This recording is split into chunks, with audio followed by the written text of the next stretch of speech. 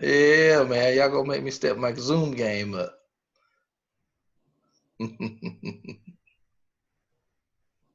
Okay, I have 5:06, so just for the sake of everyone's time and punctuality, we will go ahead and get started. My name is Reginald Freeman. I am the Fire Chief and Emergency Management Director for Hartford, Connecticut, also the corresponding secretary for the Black Chief Officers Committee, a subcommittee of the International Association of Black Professional Firefighters. We are delighted to offer our second webinar, and today we are going to be discussing managing and leading during civil unrest, a fire chief's perspective. Now, we all know since the murder of George Floyd, our nation has been in an uproar of civil protests. Some of these protests turn unruly, and certain things have happened. However, what's most extraordinary is that we have had leadership on the front lines that have been not only serving the firefighters under their command, but most importantly, serving our communities. They have done so in an admirable manner. And we're going to hear from several fire chiefs from across the country who have gone above and beyond to ensure that not only the right things have been done, but from a fire and emergency services perspective, our men and women who wear this uniform and wear this badge across our great United States have been welcomed and have been continuously admired by our citizens. Before we get started, I'd like to first introduce a few individuals that are here with us today that are going to provide a few opening remarks.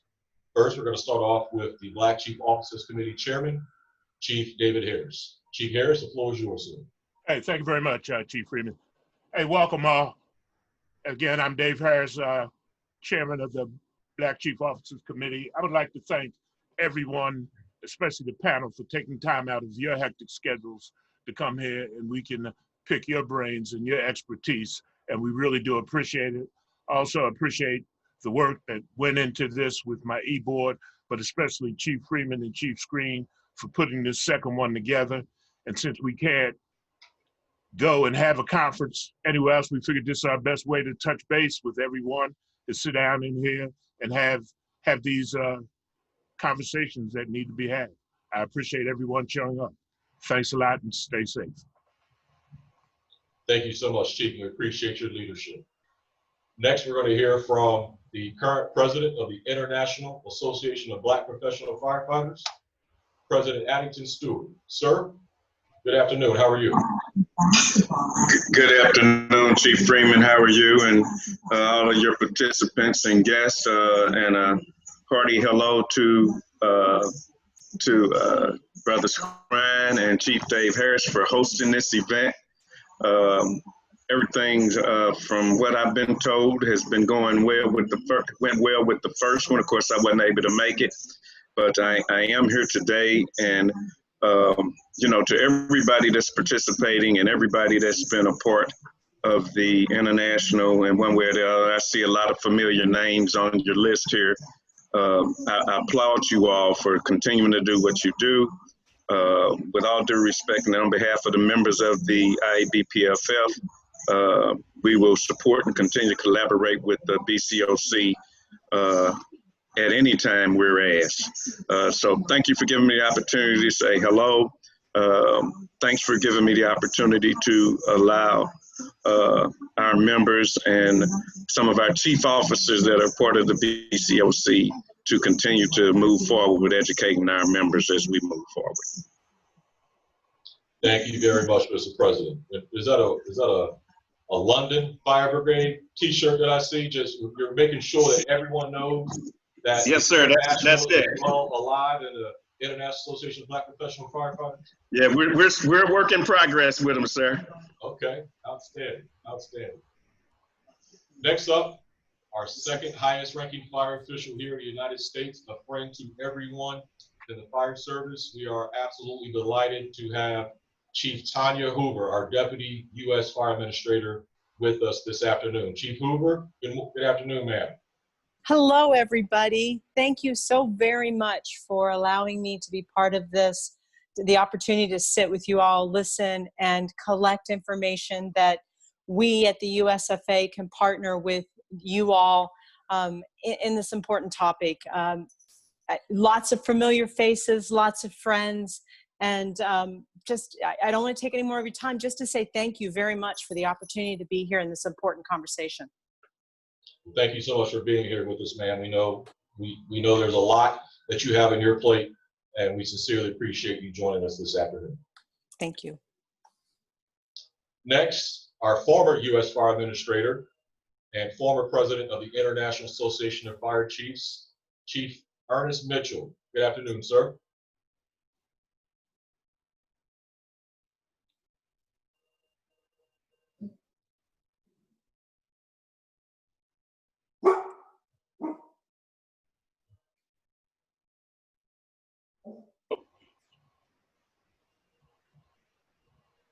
Still on mute, Chief. Okay, am I good now? There you go. Well, I'm sorry about that. I don't know why my mouse didn't want to go where the mouse was supposed to go, but that happens. So first of all, thank you to BCOC and Dave and Chief Skrine and for you guys putting this together again. It's of course an issue that right now is at the forefront because of recent events. I'd like to mention, while I have the chance, to Chief Hoover and the rest of you, back in the bad old days of the 90s, the Fire Administration actually put together a course called Leading Diverse Communities Beyond Conflict that wasn't very much in demand at that time. So maybe there's another teachable moment that we have right now. Maybe you could find that in the archives and see if something along those lines could be reused and recirculated while we have the nation's attention. But thank you very much to BCOC for putting this together. It's good for me to just see some familiar faces with similar haircuts and that I haven't seen in a while, and also to get up to date with what's happening now, so that I might be able to have an intelligent conversation with some other people about where things are. I'm still involved with a couple of organizations. And so if there's ways that I can just serve as a bridge, I'd like to do that. Thank you very much. Thank you so much, Chief, for being here. We sincerely appreciate everything that you have done and continue to do for the United States Fire Service. And by the way, Chief, my haircut is not by choice. I have to cut it this way. If not, I would look like George Jefferson if I let my hair grow out. So. Yeah, well, I told my grandsons a while back that they asked about that, and I said I grew through my hair. That's right. Also, I'd be remiss if I did not mention every member that's on the board for the Black Chief Officers Committee. You're already familiar with Chief Harris, our chair. Our vice chair is Chief Joe Pryor. Our executive coordinator, Chief Dwayne Murray. Our reporting secretary, Chief Carl Harper. Our treasurer, Chief Greg Lawrence. Our education liaison, who you're familiar with, and we're going to hear from in just a moment, Chief Skrine. Our financial secretary, Chief Greg Summers, and our parliamentarian, Dr. Hezadine Smith in Orlando. So we thank these gentlemen for their contributions to the IABPFF, the BCOC, as well as the fire service in general. And before we get started, I will hand it over to my partner, Chief Skrine, if there are any opening remarks or comments you would like to make. I would just like to greet everyone. We thank everybody for taking time out of their busy schedules to be with us this evening. We are committed to making current chiefs better and to help those who aspire to make the rank of chief officer become chief officers. So with that being said, I'm just here as the audio and technical moderator. So I'm gonna step back to the background and clean the screen up and we'll get this thing started. Thanks everybody. Thank you so much, Chief, for all your hard work. And now, for the reason why you are all here, we have a very esteemed group of panelists with us this afternoon, starting off with Chief Darryl Jones, who will be joining us momentarily as a Metro Chief. Anything could happen, but we hope to have him log on here shortly so he can join the conversation. But first, a little bit about Chief Jones. Darryl Jones is the fire chief for the city of Pittsburgh. Jones is responsible for the leadership of all personnel and oversees the daily operations of the Fire Bureau. Chief Jones began his career with the city in 2007 after serving 20 years with the Aliquippa Fire Department in Pennsylvania. Chief Jones is a graduate of Carlow University Carnegie Mellon University and Capella University, where he earned his terminal degree, specifically a PhD. Next, we have the Director of Fire and Emergency Services, Derrick J.V. Sawyer, formerly serving as Fire Commissioner for the City of Philadelphia, which included a tenure of 30 years with the City of Brotherly Love, which he oversaw thousands of firefighters and a budget of $208.5 million. Chief Sawyer currently serves as Fire Director for New Jersey's capital city, which has 7 fire stations and 244 members. Chief Sawyer, welcome, sir. Thank you. How you doing, Chief? Doing great, Chief. So glad you can make it with us today. I'm honored, and it's a privilege to be on with this esteemed crew, and I just thank you for thinking of me and allowing me to participate in this forum. Yes, sir. Thank you so much for giving us your time and your wisdom and your energy tonight. Next, we have Fire Chief Randall Slaughter. In 1990, after completing an active duty tour of duty with the United States Marine Corps, Chief Slaughter began his career with the Atlanta Fire Rescue Department. He is one of a very few members who has served in each division of labor and at every rank within the organization.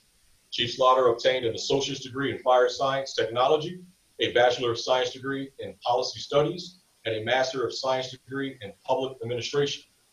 He is a graduate of the National Fire Academy's Executive Fire Officer Program in Emmitsburg, Maryland, and has authored many fire service publications. Currently serving in his 14th year as a Chief Fire Officer, he has had the opportunity to instruct and mentor fire service professionals throughout the country and even internationally. Also, Chief Slaughter is a member of Omega Psi Phi Fraternity Incorporated. And Chief Slaughter, we thank you so much for your service to our country, and we are so grateful to have you with us this evening. Well, good evening, and thank you very much, Chief, and thank you very much, BCOC. It's indeed an honor to be here with such a distinguished panel of chiefs, many of which I have known for many years, and all of which I have great admiration and respect for. So I'm honored to be here. Thank you so much, Chief. Our next panelist, Fire Chief Gregory Dean. Chief Gregory Dean was appointed by Mayor Bowser to lead the 2,100-member DC Fire and Emergency Medical Services Department. Chief Dean previously served for 10 years as a Fire EMS Chief for Seattle, Washington, where he led the administrative and operational functions of a team of just under 1,200 personnel with an annual budget of $175 million. Chief Dean received a degree in business administration from the University of Phoenix and is a graduate of the Naval Postgraduate School in Homeland Security Executive Leadership Program. Chief Dean, welcome. Thank you. It's a pleasure to be here. It's nice to see all the brothers again, especially Ernie. I haven't seen him for a while, but again, it's a pleasure to see everybody. Likewise, Chief. Thank you so much. Our next panelist is Fire Chief John Butler. Chief Butler served the Howard County, Maryland Department of Fire and Rescue Services from 1993 to 2018 and was appointed Chief in 2014. He began as a firefighter paramedic in Howard County, rising through the ranks to serve in a variety of roles with that department, including as Battalion Chief, Emergency Medical Services Chief, and Administrative Chief. In addition to his firefighting experience, Chief Butler served in the United States Marine Corps for 21 years, including 2 combat tours. Chief Butler holds a Master of Science in Management from Johns Hopkins University and a Bachelor of Arts from the University of Baltimore. He is also a graduate of the National Fire Academy's Executive Fire Officer Program and holds a certificate from Harvard University's John F. Kennedy School of Government and Leadership and Crisis Management. Chief, welcome. Pleasure to have you. And also thank you for your service to our country.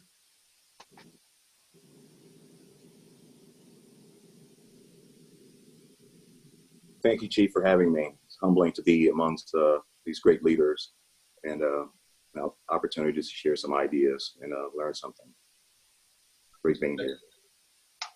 Thank you so much, Chief. And to go along with that impressive resume, we don't even want to get into his budget. We'll talk a little bit about that when we get to Chief Butler in a little bit, but his budget is impressive, to say the least. And last but not least, a friend of the fire service who has done so much, Fire Chief Niles Ford. Chief Niles Ford brings more than 26 years of experience in fire service to the Baltimore City Fire Department, having held numerous management and leadership roles across the country as not only a fire chief, but also a city manager. He is recognized as an innovative change agent who brings to Baltimore a playbook on how to effectively facilitate internal change while building sustainable relationships with external partners. Dr. Ford, welcome. It's a pleasure to have you tonight. It is an honor to be among some amazing leaders in this country. I also want to give big ups to the BCOC for putting this on and really staying true to what we've always said, all I am, I owe. I live eternally in the red. And you absolutely are paying it forward, and I'm so impressed by what you all are doing right now. And as a member, I'm extremely impressed and appreciative. Thank you so much, Doctor. It's an honor to have you with us tonight. And without any further ado, for our listeners and our panelists, we will get started. So the first question goes to Chief Sawyer. Chief Sawyer, you have previously served as a commissioner for the Philadelphia Fire Department and have had unique experiences there throughout your 30-year career. Trenton, New Jersey is not too far from your hometown of Philly, and although there are similarities between both cities, there are also some differences. After the murder of George Floyd, there were several peaceful protests in your capital city, but on May 31st, just hours after Trenton police officers kneeled in solidarity with protesters, businesses were vandalized, windows were broken, and fires were started, including a police vehicle. What has to be done by fire service leadership to foster a healthy and productive relationship with law enforcement? And from a civil unrest response standpoint, who does what and why? Thanks again. So for the most part, one of the most important things to do to foster those relationships is to build relationships. And in different cities, you don't always have that relationship with law enforcement for various reasons. But one of the things you want to do is to start having that constant communication before you have an emergency. You want to develop some plans together before you have the emergency. And then you want to be as supportive as possible prior to an emergency. So if you don't have that healthy understanding and relationship what each organization does and how you can support each other as first responders, then you're going to have a little bit of a divide. So that could be something as simple as when you have community meetings, invite them also and tag team with them at community meetings before you have an incident or issue. And then again, develop that early communication channel early. Then you want to get into a thing where you're planning for any type of civil unrest. You don't know when that's going to happen, but when you have some non-emergent programs or incidents or events, you build those relationships and unify command doing non-emergent events. So for example, in the city of Trenton, we had an event called Order Night. It was a 24-hour event. And me as the emergency management coordinator developed an incident action plan that included police, public works, fire, EMS. And we were able to establish some type of rapport during a non-emergent or emergent incident, so that when we do have an emergent incident, that is kind of, you have the relationships already built. Now that doesn't mean that it's going to work out when you have an emergency, because sometimes police want to do their own thing, and they don't always want to communicate their plans and procedures. But the other thing you have to keep in mind is that you also will have other entities like the state police or the county sheriff's office that you can build those relationships also. And by building relationships at each level of government, you're still going to have some connection and be involved in the planning process.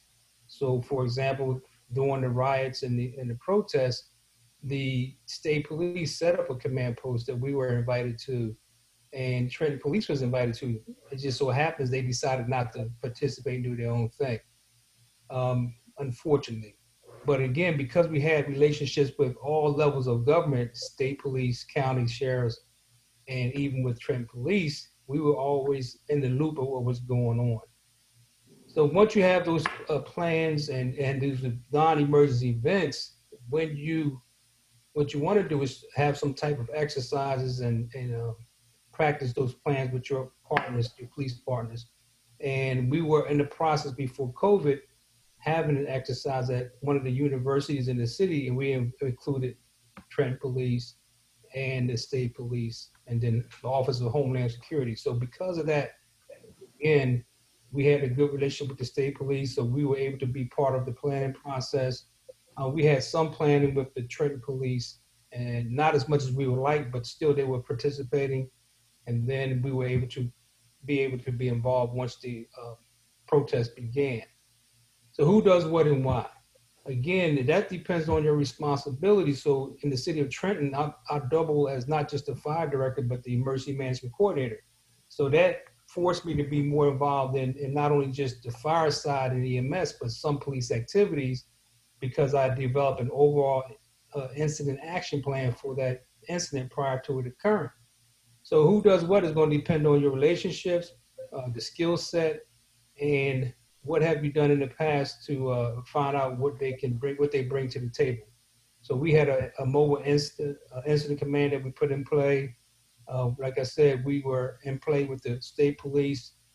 Trenton Police did their own thing, unfortunately, and it kind of caused us not to have as much as a coordinated effort.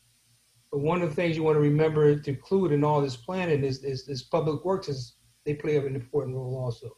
So for example, when you had the rioting and burning of buildings and vehicles, public works had to be on standby so that you could board those buildings up so that the retail stores didn't lose more than they had already lost. So that's going to be important also. Who does what, who does it and when, and then make sure you have those group of people together so that you can, on speed dial, so that you can address whatever issue you're addressing. Again, you invite everybody to the table. We had our own mobile command post. We invited state police, we invited Trenton Police, we invited public works.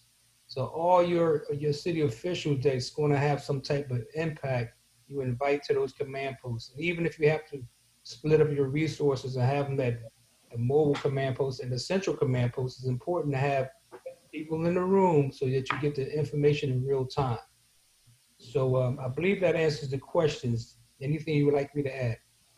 No, it's actually a great answer, Chief, and just a follow-up. So, you brought up public works, because a lot of people do not consider public works employees to be first responders, but they truly walk that fine line, and they are critical to our mission as professional fire emergency services responders, as well as even on the law enforcement side. But something else you said I thought was very significant, which made me think about sometimes people don't quite understand the art of either satisfying the mission or satisfying an ego. Correct. And establish unified command, you can have our type 3 IMTs all set, ready to go. But sometimes people want to be the man or people want to be the woman, and their ego is more important than the mission. When you encounter those situations to where an individual is not necessarily focused on accomplishing the mission for the greater good, what are some things that chiefs and chief officers can do to counter that? So one of the things you have to keep in mind, you still want to be inclusive. You still want to include them in the planning process. Again, we developed an incident action plan. I sent them a copy of it. And with some prodding through the business administrator, I was able to get them to send me some of their operating orders. They weren't as detailed as I would have liked, but you still have to be inclusive. That's one of the things. And then again, you want to keep people on speed dial. So the police director, I had her number on speed dial. Her chief of staff had his number on speed dial. So that even though they were doing some things separate, I was able to make phone calls to make sure I can get up-to-date real-time information. So in spite of their behaviors, you have to still lead by example, and you have to kind of continue to follow the mission, like you said, not let your ego get involved also. Focus on the mission, focus on a joint command, and make sure you keep everybody that's going to be involved in place so that there's no surprises and you can address anything that arises that you may not even thought could happen. Outstanding. Thank you so much, Chief. Moving on to the next question. We do, as promised, have Dr. Jones with us from Pittsburgh. Dr. Jones, how are you this evening? Good evening. I'm doing very well. Thank you for the invitation. Hello, gentlemen. Some of you I know, some of you I do not. It's a pleasure and an honor to meet you, and I'm glad to be here. Well, we're glad to have you, Chief. And so glad to have you. We're going to jump right next to you for our next question. Sure. So, Doc, for the most part, the fire service has not been the focus nor reason for civil unrest, protests, and all those things that come with the aforementioned. We are stained, however, with the still images and videos in the archives that plainly show firefighters hitting Black Americans with straight streams during the civil rights movement in the 1960s. Prior to the murder of George Floyd in Minneapolis, most larger metropolitan cities have experienced some form of civil unrest at one point or another. Dr. Jones, on April 19, 2018, with the anticipation of the removal of Special Prosecutor Robert Mueller, there were reports of a potential large-scale protest in the Central Business District. On March 22, 2019, there were protests held at the county courthouse in downtown Pittsburgh, as well as the Freedom Corner in the Hill District neighborhood, which is a historic center of Black cultural life in Pittsburgh, after a jury acquitted a former East Pittsburgh police officer for the killing of Antoine Rose II, who was an unarmed Black teenager. Preparation is the key to success for any and everything that we do as professional emergency responders. In both of these cases, Doc, what did Pittsburgh Fire do to ensure that the team would be ready to not only do their job safely, but also convey to the community the clear message of, we are here to save? Well, thank you very much. I appreciate the question. And I'm going to go back, if you don't mind, just a little bit further than 2018. Sure. I'll go back to 2009. I'm in the city for not quite 2 years yet, and the Pittsburgh Steelers won the Super Bowl against the Phoenix Cardinals that particular year. And of course, stranger things have happened, Doc. Stranger things have happened. And of course, there was a mass celebration on the University of Pittsburgh campus with all the college students there. And the University of Pittsburgh is an urban campus. A lot of debris burning, couches, things like that was going on. We eventually got all that under control, but in the after action review, the Pittsburgh police, the University of Pittsburgh police chief, not the city police chief, but Pitt's police chief, in the meeting questioned me and challenged me as to why I did not use the deck guns on my trucks, the rigs, to create a rain shower, so to speak, to make the students uncomfortable, cold, because it was February, and help break this thing up. And clearly he did not understand the historical significance of that. And there was just no way I was going to do that. And I explained to him, and my answer was quite blunt, because this is not Selma, Alabama, and I'm not Bull Connor. That should have ended the conversation. Unfortunately, it did not. And also in 2009, we hosted the G20 summit here in the city of Pittsburgh. Another situation where we were afraid of civil unrest, especially after what we saw happen to Seattle in the World Trade Organization in 1999. And, I'm sorry, I think it was 99 that happened. But we were concerned about that then. And there was news reports that we would use our apparatus to break up riots. And I was very concerned about that because we were importing, whether we wanted to or not, a lot of anarchists who were just out there trying to be destructive. And we, as the fire service, are always looked upon as being the good guys, no matter what the situation. Right. We are cordially invited into your circumstances. Everybody, wants a police officer when they dial 911. Not so much when we're on our way home and we see red and blue lights in our rearview mirror. We're not so happy to see one then. So I did not want that image of us to be tarnished. and we become targets. So we had I'm just going to call it a robust discussion with the U.S. Attorney and even my leadership, my political leadership, about how that just was not going to happen, and we will only spray someone down with water if they're on fire, and then under strict policy conditions where we'll do that.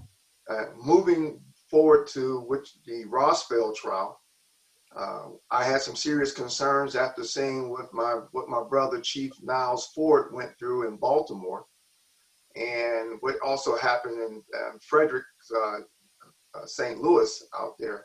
And I was really concerned about the situation here.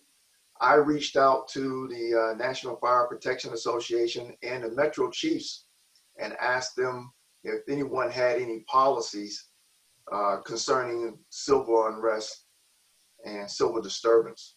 We in the city of Pittsburgh did have a civil unrest policy. I reached for it. It was dated for 1992, and it was implemented around the time of the Rodney King riots in LA. So it was way out of date and basically was irrelevant for what we were trying to do. After doing the research, we did prepare. We had our people ready. Unfortunately, because of the Tree of Life and another active shooter event we had in Pittsburgh, we had prepped our people with body armor and ballistic helmets and things like that. So we followed the NFPA's guidelines, implemented a policy, and trained everybody on the policy, and then we were ready to pull that trigger and ready to go. So what we did was I established 2 task forces that consisted of 2 engines, 1 truck, 1 ALS medic unit, and 2 police units, each with 8 officers in it. And our job was to respond into an area of civil unrest where there was a building burning. We would dump the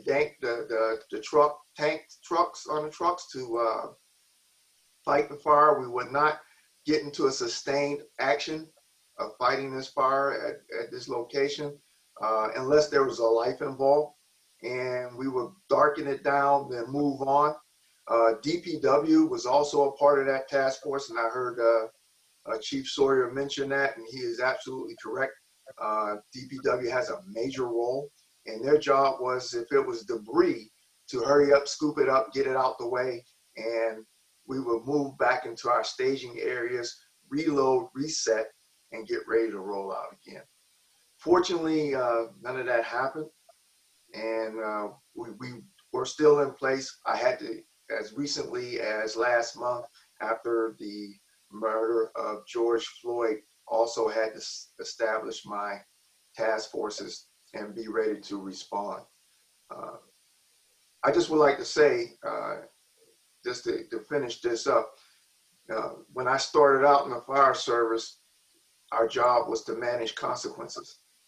Okay, there was a problem, the consequences came about, we took care of the consequences. And now, over that past 34 years, I think we are also responsible for managing crisis.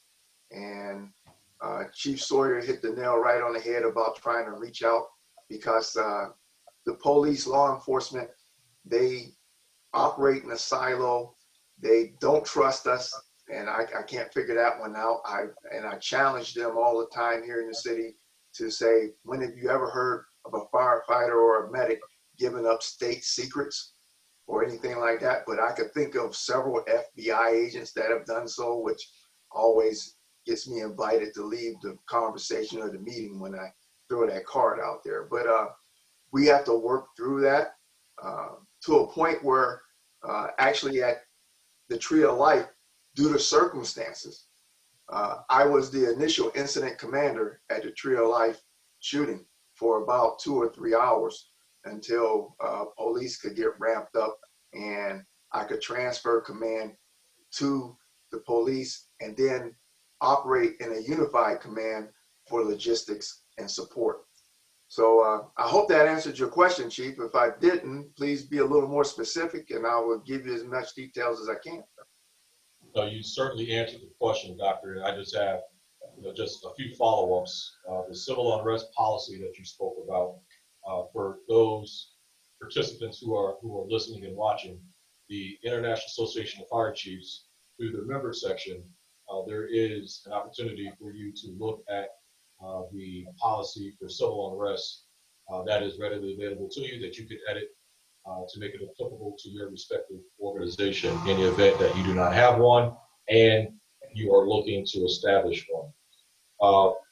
Also, Dr. Jones, you mentioned the task forces. I just think it's important for all of our participants here that are watching and listening to know why you established the task force in the manner that you did, which included not only fire personnel, but also LEOs and then an ambulance. Why was that critically important to have various agencies working together as you go to these areas of unrest?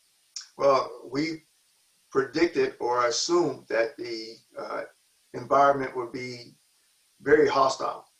So the police were there for security of the firefighters, knocking the fire down. EMS in Pittsburgh, EMS is a third service.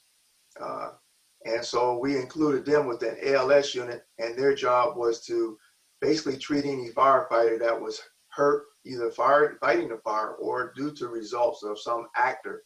And the idea was they would just snatch them up and go, load and go, no fooling around. And like I stated before, DPW is such a huge part of what we do. I teased the director of DPW here in Pittsburgh and telling him we're going to have to put red lights and sirens on some of his apparatus because of the role that they play there. And they understand their role and they're very good at it. The whole point was to limit the damage that was caused by civil unrest, by fires. We didn't want to be able to, like I said, establish a long fight. We could not afford to go into multiple alarms. We had to hurry up and hit this thing fast, knock it down. And once the police, their CERT teams and everything had the area secured, then we would come back in to complete the overhaul and mop up and make sure everything was extinguished. But we want to reduce the amount of damage because the damage being done was to commercial structures, businesses. We have to preserve jobs and the economy throughout this. And we know that the bulk of people are working for small companies now. And that was my motivation and my thought process behind establishing the task force.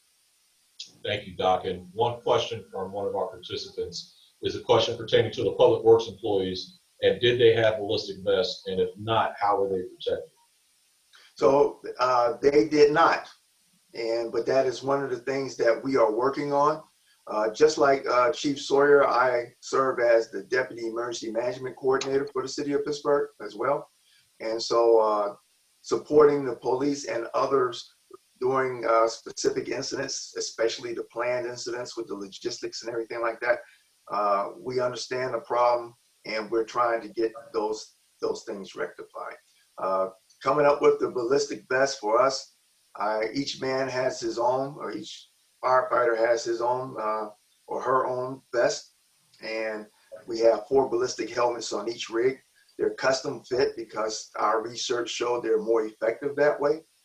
It was a substantial investment of nearly $700,000 to get this, each one of our people outfitted and ready to respond. We also participate in the rescue task force concept, which is also a blending of police, fire, and EMS and the active shooter. And we train a lot together doing that. So we kind of build that relationship on the street level. Our problem, as Chief Sawyer was saying, is trying to get the trust at the command level. I know all the people, we do drills and everything together. We shake hands, we're friends, we joke around with each other and all that. But when it comes down to actually an operation, police circles the wagons, and then I have to actually pry myself in. And to give you an example, the very first protest they had here in relation to the George Floyd incident, was on a Saturday, and they were expecting problems at 3 o'clock on Saturday afternoon. They called me at 10 o'clock on Saturday morning, and they said, hey, we need vans to transport our people around, and we need all this stuff. I said, well, you guys, your intel, you had to know about this for several days. Why are you calling me now?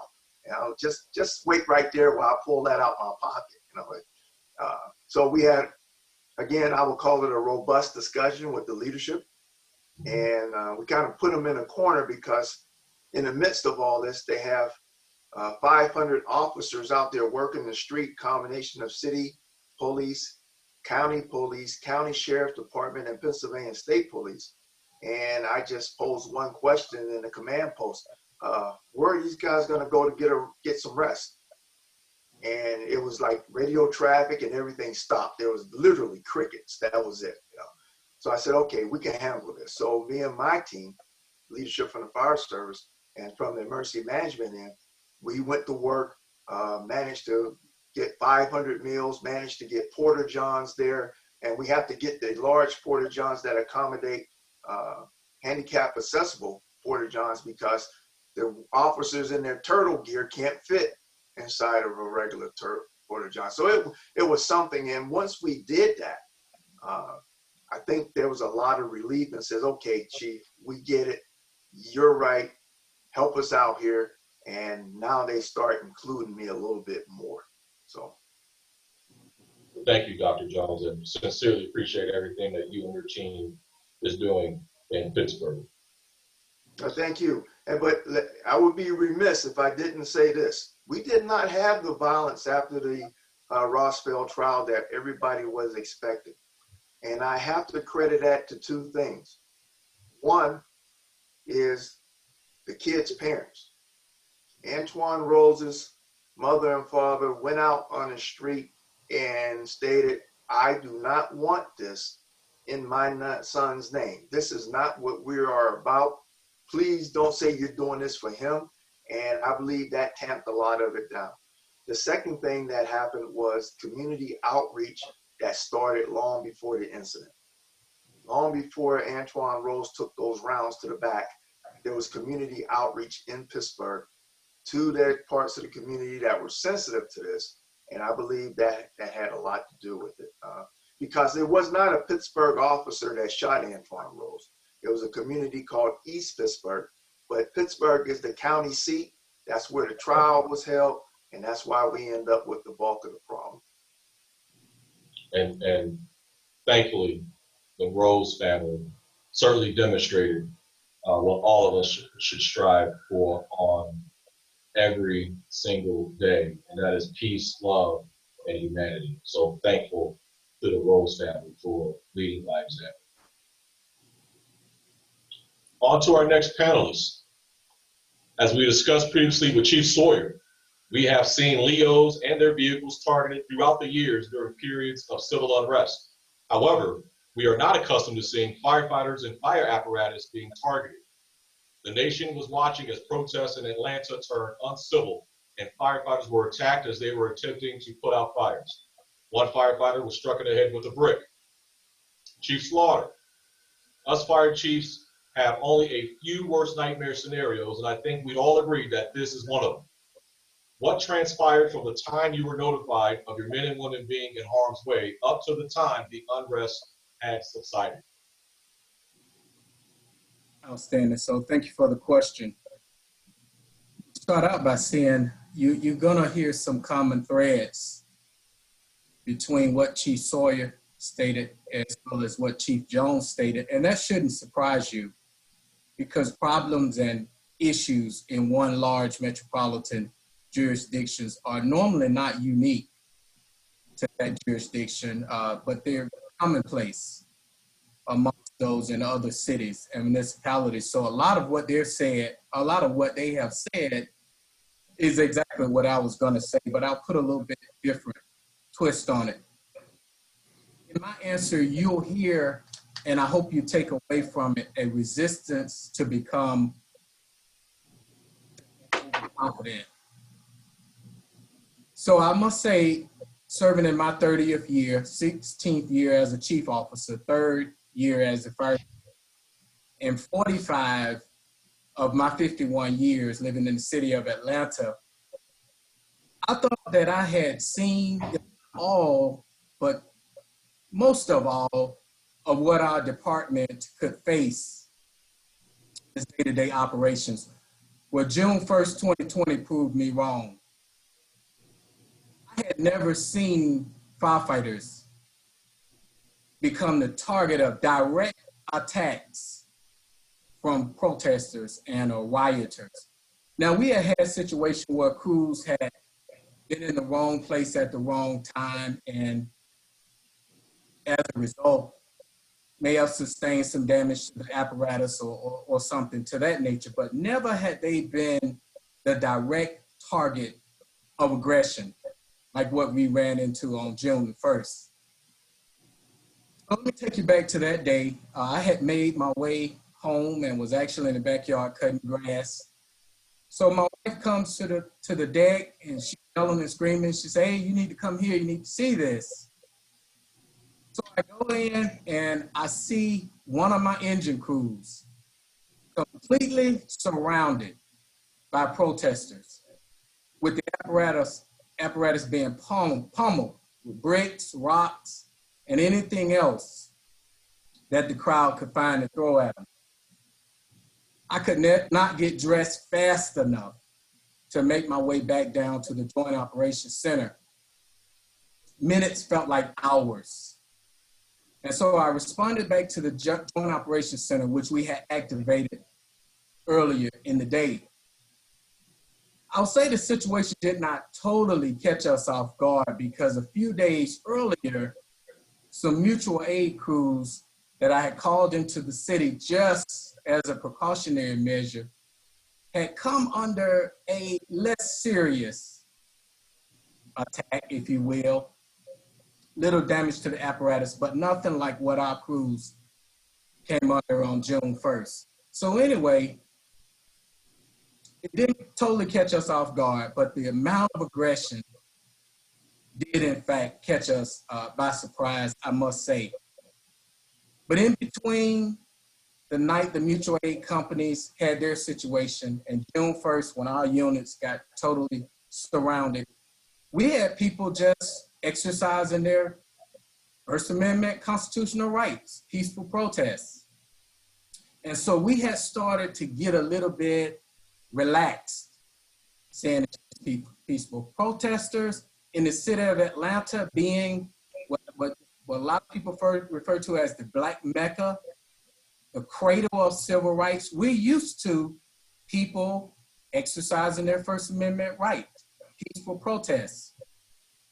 We were not used to it turning on us on a dime like what happened. All in all, I had a total of 6 apparatus damage, mostly windshields broken out and minor body damage to the apparatus. So I want to share with you all, I put together some lessons learned or some key takeaways.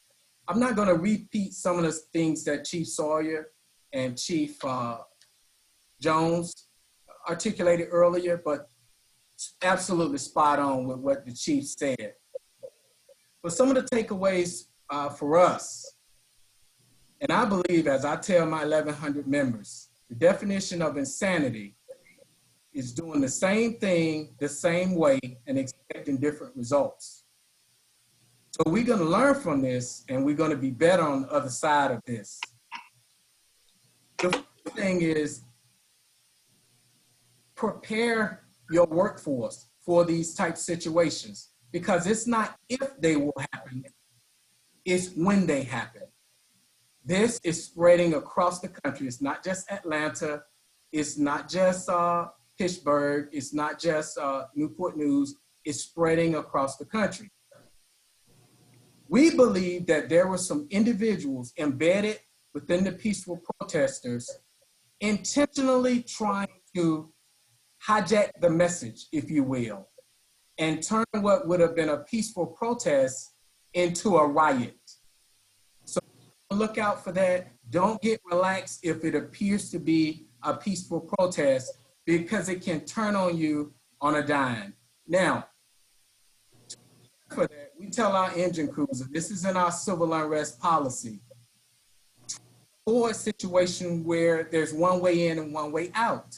Leave yourself an out if you have to make a really fast egress from the situation. That's not always possible, but in a lot of cases, you can come in deep enough, but not commit too deep to where you won't get surrounded so quickly. Consider forming the firefighting task force that Chief Jones spoke of. We had done that night. We had a complement of 2 fire engines, 2 trucks, an ALS unit, a chief officer. We had law enforcement support on the front side as well as the back side. The problem was we had some communication issues, and the LE units got disconnected from the task force. And that created an issue which left the task force out there unprotected by law enforcement. Hire up, if possible, full staffing, not just on your downtown units, but throughout the city if it's possible. There's always safety in numbers, but not only that, it'll equip your apparatus in the event they have to take on additional duties on the fire ground because other units have become decommissioned. So try to hire up as much as possible. Ensure real-time information from Homeland Security, whether that be from an internal source within your department or with the law enforcement partner, police department, whatever, sheriff's department, whatever the case may be. But you have to have that real-time intel to know where the crowd is going, what the mood of the crowd is, how they're moving, things of that nature. Ensure you have that Homeland Security. Identify and pre-fire plan critical infrastructure within your jurisdiction. We did that. Now for us, we're talking about the King Center, the King Birth Home. We're talking about all of the police precincts, the water treatment facility, the Federal Reserve Bank. We identified 30 critical infrastructure within our city that we were going to have a different response to in the event they came under attack. Consider outfitting your firefighter with ballistic vests. I heard one of the chiefs speak to that. We actually did that in 2017. Request mutual aid support early. Chiefs, all of you know, none of our departments, and I'm 1,144, and I think Chief Ford, you all are double that. None of us can handle all of the situations that we may encounter. Request mutual aid support early, even in advance of what you think may happen. Have your mutual aid support inside your city or your jurisdiction. Prepare your firefighters mentally, and this is critical. Where each of our shift commanders have one-on-one meetings with the battalion chiefs. First of all, I wanted them to review the civil unrest policy. To one of the chief's points, what I told them is this: I will allow you to use a blitz attack only on a structure. Under no circumstances will I allow you to use that deck gun on people. You're talking about making a bad situation a whole hell of a lot worse. So prepare your crews, prepare your shifts early for what they may encounter as the shift progresses. I don't know about you all, but I have a really young workforce. Half of my workforce have not been on the job 5 years. They've never seen anything like this. I hadn't seen anything like this in 30 years. They haven't seen anything like this. So prepare them mentally. Follow up with EAP. I had EAP come out and debrief all of the crews that actually were trapped. Give them an opportunity to articulate how they feel. It's different, chiefs, when we were fighting fire and the chiefs used to tell us, suck it up. No, you have to debrief these firefighters and give them an opportunity to get this stuff out. So follow up with EAP, Employee Assistance Program. Activating your job, Joint Operations Center, Emergency Operations Center, especially if you have a citywide camera network. For us, we have cameras covering essentially every corner of the city of Atlanta. So if I was inside the Joint Operations Center, I was able to watch not only the movement of my fire apparatus and personnel, but I was also able to watch the movement, the move of the crowd, of the protesters. And we were able to give our incident commanders on the ground the backside support they needed in order to stay one step ahead of protesters, however you want to call it. But most of all, chiefs, and I don't want to take up all of the time, but most of all, expect for this to happen in your jurisdiction. Because as I said earlier, it's not if it will happen, it's when it will happen. Thank you so much, Chief Slaughter, for that incredible insight. And just have one follow-up question for you, and then any of our panelists, they can also weigh in. This is from Chief Hoover, retired Assistant Chief, City of Los Angeles. What specific steps has your department implemented to improve relationships with the residents of the community that you serve? Chief Slaughter, we'll start with you. That's an outstanding question. And I think Chief Jones, I think it was, mentioned this. Getting through these type situations happen long before the actual event. So as a community, we are out there just as we speak. Today, we participated in a food distribution drive in one of the underprivileged communities of the city. We're out distributing masks throughout the city to try to stop the spread of COVID. We're constantly out in the community developing relationships. So I tell you, and I always tell my firefighters this, make a friend before you need a friend. There were leaders within that, the protest that came up to me, they said, Chief, this was not us. We don't hurt our firefighters. This was an element that we do not recognize. And I will tell you, Chief, there were some people embedded in these peaceful protesters. They had on all black. They were stacking bricks that we found the next day. They were stacking bricks in the vicinity that could easily be thrown at the apparatus. Hey, I've been in this city 46 years. They were not locals. For what it's worth. But to your point, Chief Hoover, anytime that you can build a relationship with the community, it's going to pay big dividends when you have to go into a situation like this. Thank you so much, Chief. Anyone else have any other examples you would like to share? I do, Chief. Yep, go ahead, Chief. So one of the things we do in the city of Trenton is we have what we call the Capital City Community Coalition, which meets every month, every other week, every 2 weeks. And it's hosted by one of the pastors, and it involves not just the fire service, but it involves police, FBI, school board, lots of nonprofits, youth organizations. And what we do is we meet every other week and we talk about the situations going on in the community in advance and have action-oriented goals from that. So it's not a bickering session to say what's wrong. It's not a come and complain. It's a group of community leaders that come together and come up with solutions and how to support each other. So by doing that, even when COVID started, the churches was reaching out to us to say, how can we help and assist? We had lots of organizations that wanted to be supportive and assist us before we even had to ask because of those meetings that we had in advance. So that's one example that we have in the city of Trenton. Outstanding. Thank you so much, Chief. So Chief in DC, we have wards, 8 wards, and we're at the board meetings all the time. But like right now during COVID, we're actually using fire stations and we're using firefighters to test residents for COVID, which is just building that relationship that goes on right in the middle of this crisis. Yeah. So you're the reason, Chief, my mayor asked, could we test our citizens for COVID-19? I'd like to raise my hand on that one. Yeah, it's Chief Dean's fault.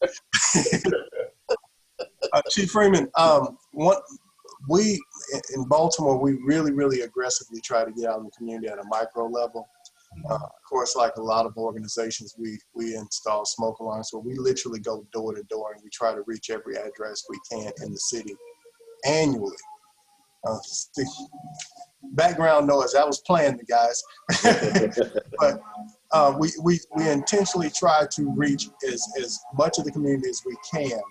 In fact, I have Chief Stewart just texted me. That's one of my deputy chiefs, one of my shift commanders.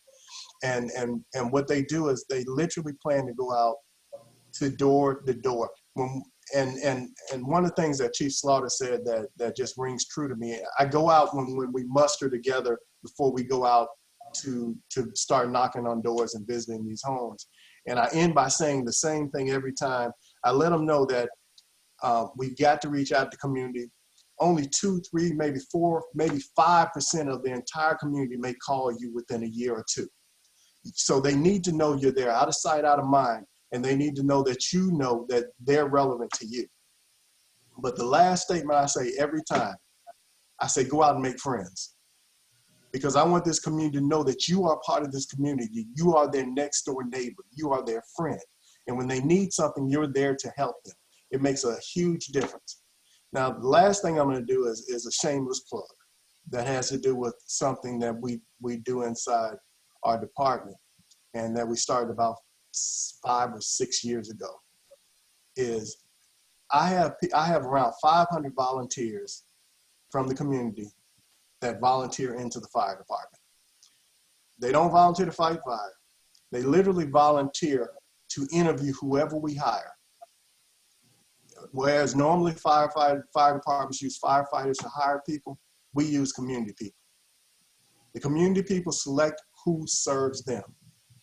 Consequently, I have basically people preaching the gospel in the fire department because some of them know more about the fire department maybe than some of my members even, because how they've been so involved.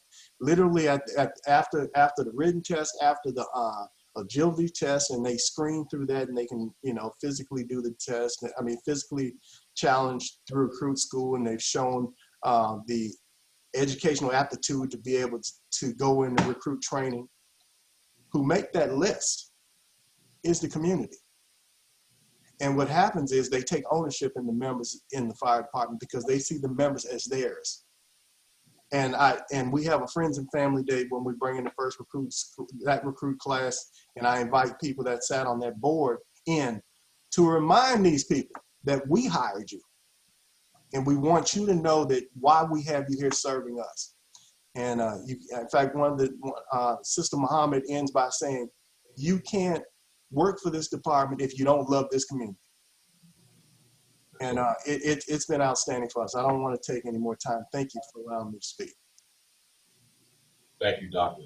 I'll just add one more thing. Here in Hartford, I don't want Chief Hoover to call me right when I'm done. Here in Hartford, we have 124,000 people in 17 square miles. We have 17 different distinct community groups, or neighborhoods, if you will, but 15 active community association groups.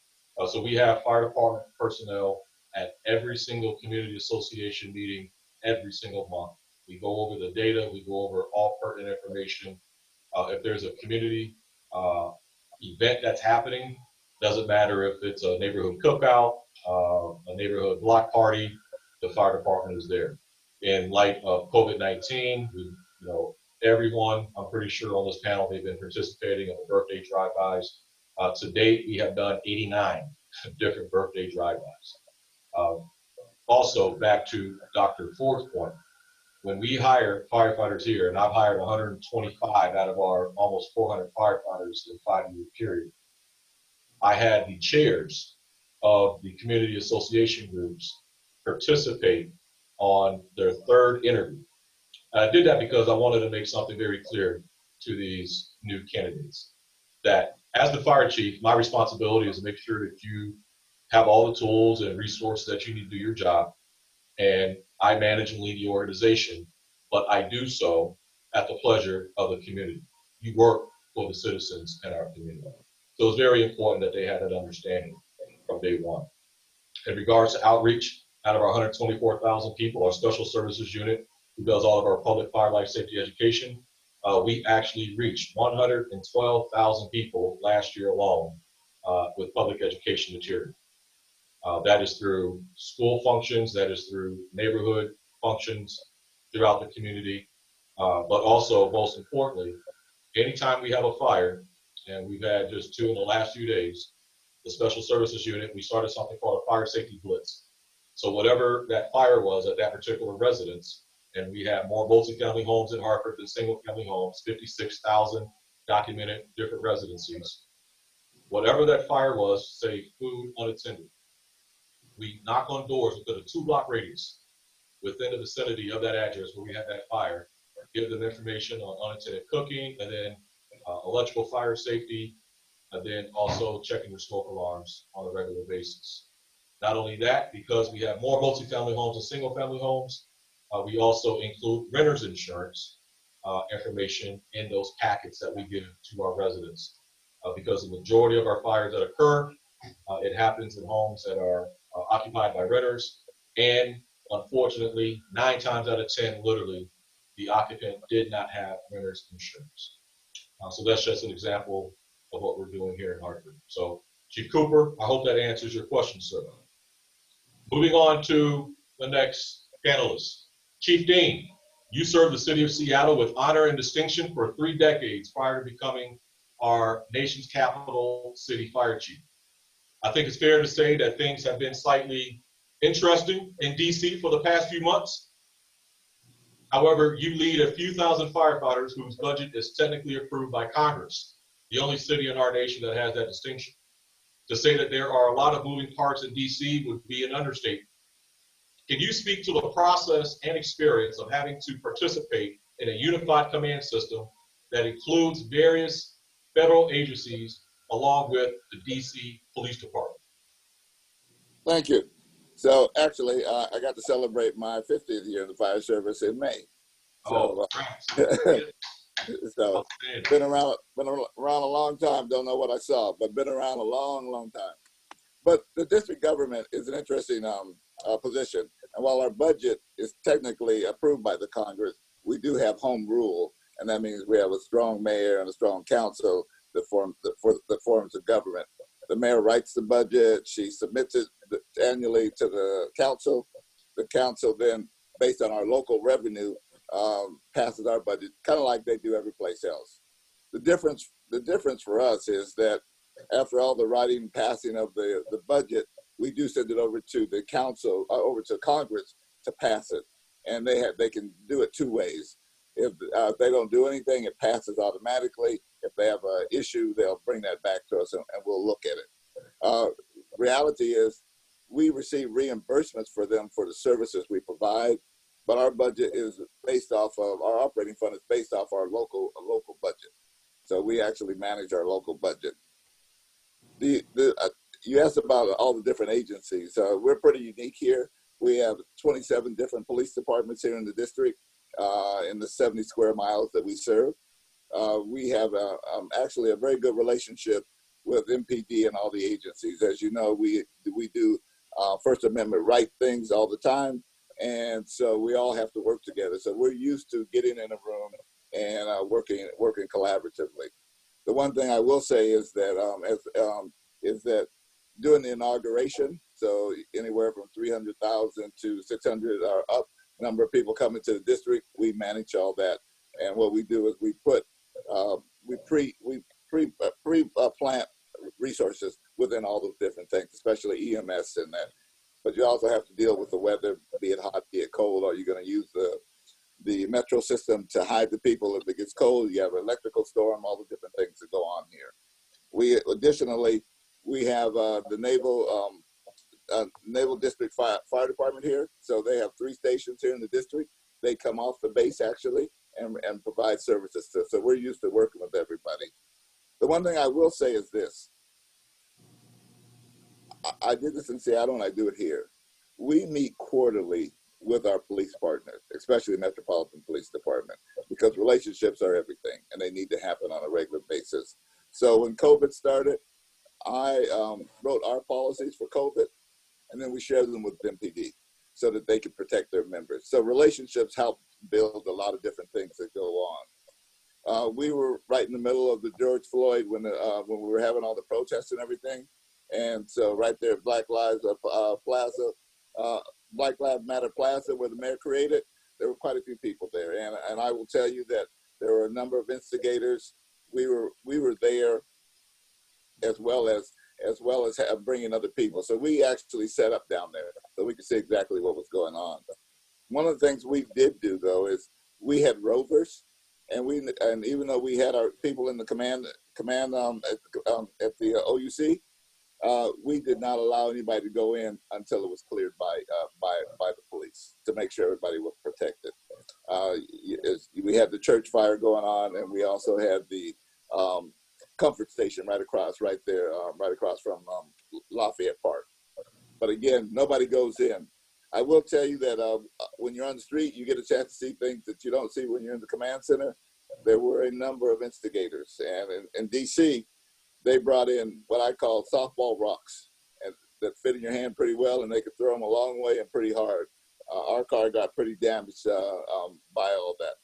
But again, I think it is being able to be prepared, understand what your people can do, try to keep your people out of harm's way as much as possible, work very closely with the police department, and see what's going on at the same time. So again, I think that we use DPW just as an example. The day after the first day, we used DPW to make sure all the trash cans were empty and moved away, or at least they were chained down so they couldn't use them as things. We also did the same thing with new construction. Everybody had to button up in that core area around the White House. We also made sure that people started using all the plywood so people couldn't break all the windows. That first 2 days, that's all they had. You see people walking down the street, baseball bats, and they had the hand-sized rocks and everything. And then again, we also embed people in the White House, first aid teams inside the White House grounds, just to be able to take care of that also. So that's what we have there. Thank you so much, Chief. Really appreciate that insight. And as expected, so much going on in our capital city. We do have our next question from our Deputy U.S. Fire Administrator, Chief Hoover. And the question is regarding mental health. So do any of our organizations, or are there any departments that have continued check-ins or are working with mental health professionals beyond the standard employee assistance?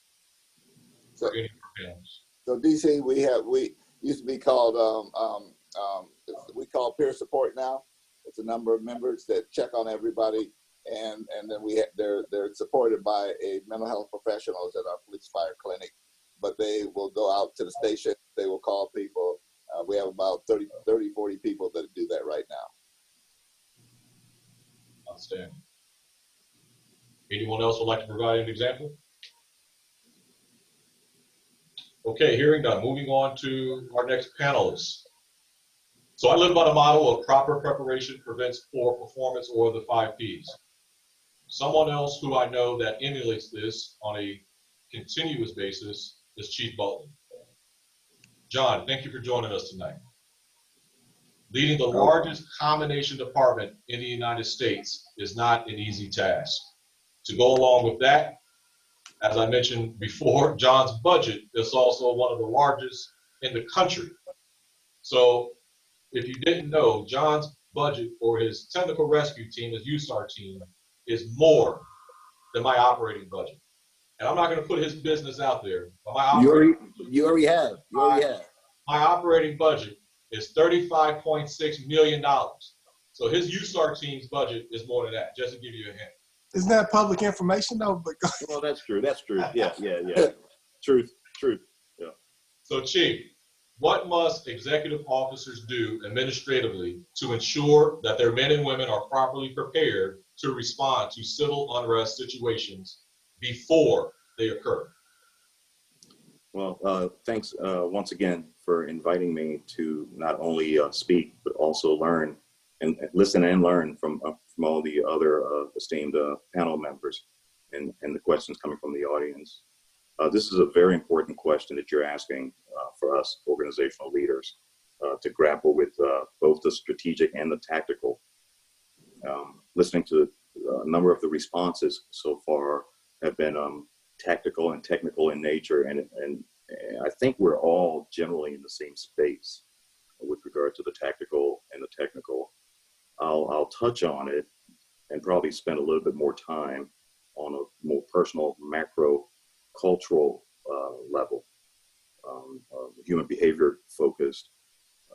I suspect many of our viewers and listeners want us to touch on that as well.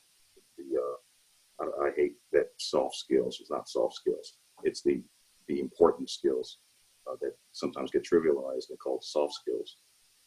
From a technical, I'll kind of echo some of what has been said. You know, we have to exercise our plans and include our regional partners.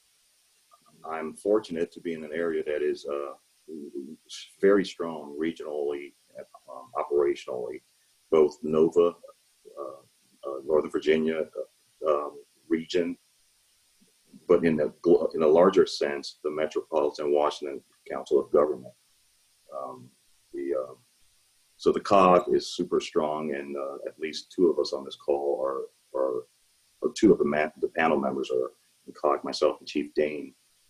You know, we have to have common policies, and a number of others have already said that, and train, and a culture of training, and an attitude of training. I've heard rescue task force or models such as that. And we have to be careful not to do these models one and done. We're good at it. We're as an institution, the one and done. It's Con Ed. We have to treat it like Con Ed, like EMS Con Ed, and other things we do, and continuously exercise and collaborate with our regional partners, not only the fire service, but of course law enforcement. And in the area that Chief Dane and I are in, they're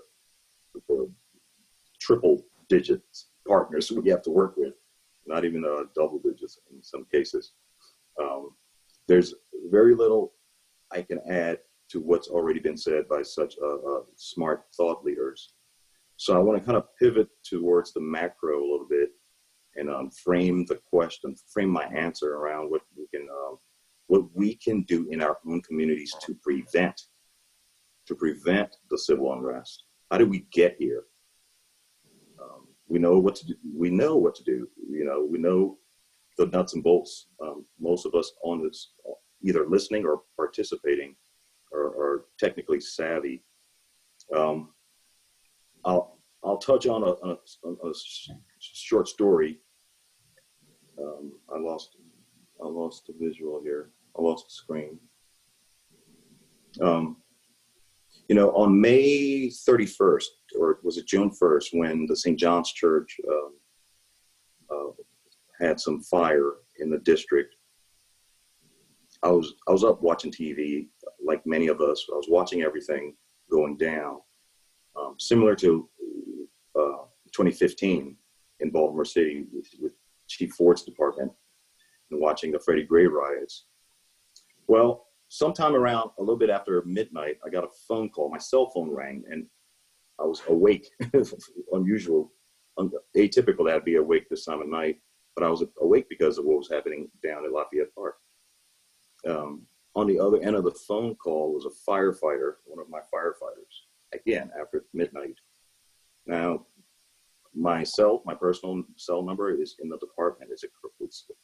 Anyone and everyone has it. It was put out there early on from the time I got here. And it's rarely used, and that's a good thing.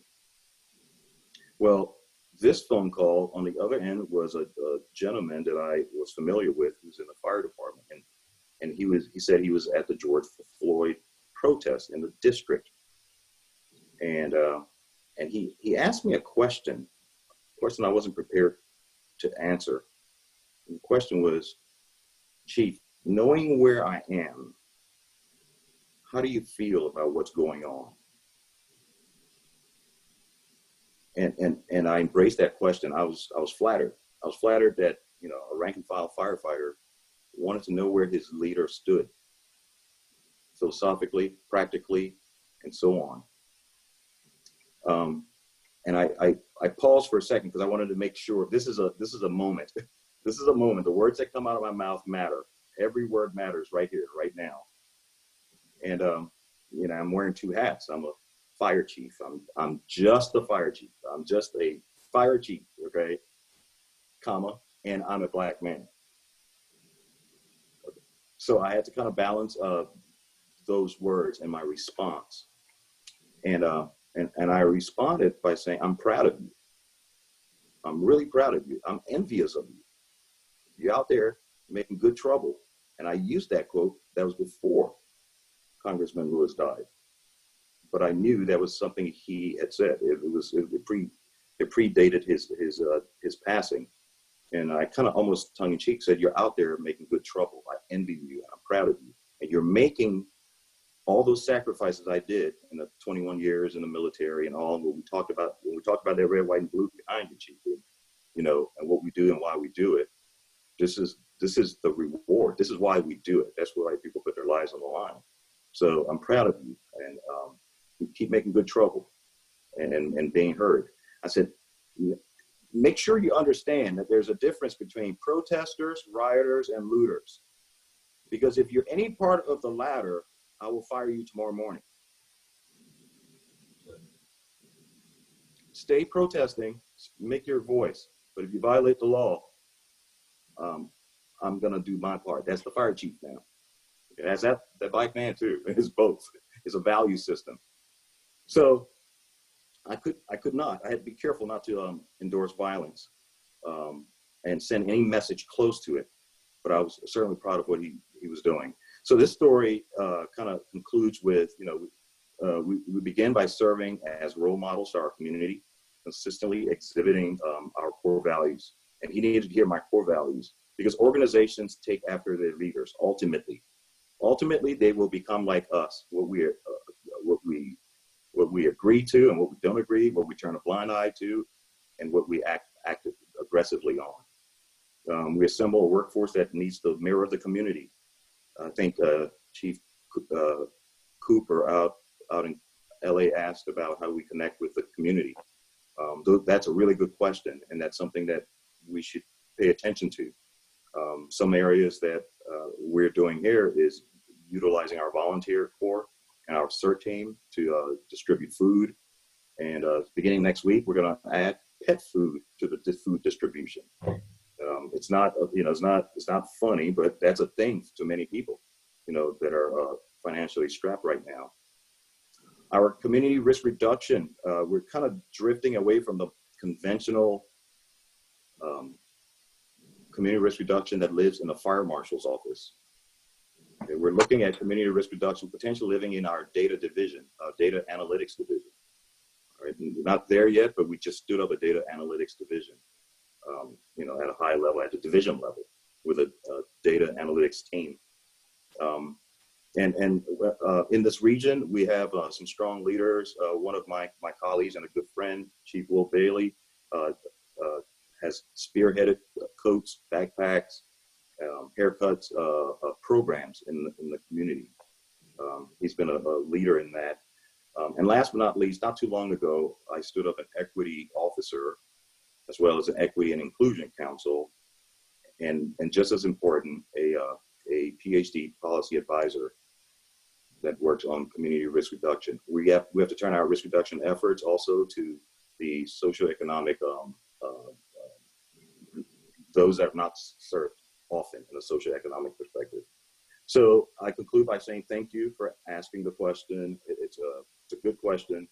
We need to keep encouraging the courageous conversation, which I will say, I didn't realize it, but recently I've been pushing that there needs to be the courageous conversation around the kitchen table in the firehouse. Well, I don't think we're there yet. Institutional. Okay, and we have some work to do, and it's not just my department, yours too. Okay, you know, I don't want them to bottle it up, and you know, there are questions that folks want to ask of each other, but culturally across the United States, societal, I'm not sure we're ready to have those strong and tough, courageous conversations. I wish we were. But right now, it seems like it just might just get people in trouble, unfortunately. And Chief, that's a good segue into another question from one of our viewers. This comes from Charles Jennings, who asked the question, have you had any issues with heightened political tension in firehouses amongst your personnel? Yes, across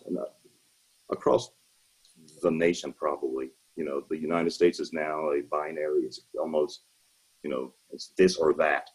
You know, him or him, left or right, to the point that even what's on the television can bring strife and tension.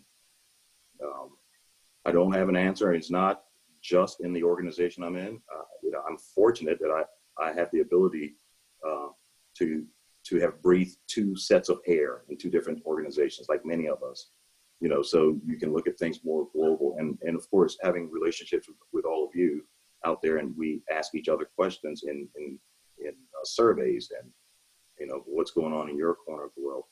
To answer the question, yeah, sure. You know, there is still a lot of tension, political tension. That's the lay of the land right now across the United States. Absolutely. Thank you so much. Any of our other panelists would like to weigh in on that last question? Yeah, I'd like to share a quick story if possible. I just went through this recently where one of my battalion chiefs put on his training memo, let's make Trenton Fire Department great again. So we all know where that comes from, right? So fortunately, we had one of our African-American firefighters have to be courageous enough to actually shoot me an email saying that he found that offensive and he wanted to talk to this chief officer and dig deeper into the conversation. So again, I arranged the conversation with all the members, the chief. I even let them bring a union representative just in case, you know, somebody felt uncomfortable. And he was able to explain to this chief officer why he felt that that statement was offensive. So, for example, what did he mean by great again? When was the department ever great? And he couldn't view the department as ever being great because back then when he was talking about, we weren't included in the department. We were ostracized. We didn't have women in the department then. So he tried to get this chief to explain why he felt like the department was better then. And then because there wasn't any inclusion, that's the reason why he felt like he couldn't agree with this statement. And fortunately enough, this chief officer, well, he claimed that he didn't know the history of the department. I don't believe that for a minute because we all know the fire service is very traditional and we know our history like the back of our hands. But he went on to say that he didn't realize that African Americans had a black bed. He didn't know that they were not accepted into the organization. And matter of fact, I believe they had their first African American firefighter probably in 1960. So once he was educated on why that would be an offensive statement, he was willing to say, okay, he apologized and was willing to take that off his memo. Not that he had a choice, but it was better that he made that decision than me forcing him to make that decision. So that's a real quick story of what happened recently with us because of all the political tension and all. And I said in the chat thing, the main thing is we got to make sure we sit down and have those hard conversations. We can't sugarcoat it. We can't pretend like it didn't happen or it doesn't happen, but we have to address it head on each and every time. And I'll conclude with that. So thanks for allowing me to share that story. You know, Chief, you remind me of something that I talk about often, whether it be at a conference or in a fire service publication. That's servant leadership and emotional intelligence. But that conversation and the outcome could have went a totally different direction if you were authoritarian, you were heavy-handed, and you were only talking and not listening to both sides of this dilemma. So hats off to you and your leadership for getting the outcome that should have presented itself through utilizing your EQ and serving your members and serving your organization. Hats off to you. I would like to add something to that too, if I may, Chief. Sure, Doc, go ahead. One of the problems that I've noticed that came up was, of course, social media. A lot of people express their views on social media. I call them keyboard commandos. And they run behind, I have the First Amendment right to share my feelings. And the Constitution does guarantee you the right to express yourself. However, it does not guarantee you freedom from consequences for expressing yourself. So I try to bring the guys on board and say, look, you know, you have something very raw and offensive on your Facebook page. And at the same time, your background is our patch or our emblem. And you're proud to be a Pittsburgh firefighter. And I want you to be proud of that. But you got to understand that when you do this, you make it seem like your opinion is all of our opinion. And that's not the case. So again, I agree with you about listening. And that's when Chief Butler says, I don't have the answer for that. I don't either. But the only thing I do know is I have to be quiet and kind of tamp down my personal feelings just to let them get it off their emotional statement. Then I ask them and explain it. And it goes both ways, not just white firefighters, but black firefighters as well. I have one with a tirade on Facebook about pig cops and all that kind of stuff. And I had to call the guy and say, look, I can't tell you what to do with your Facebook page.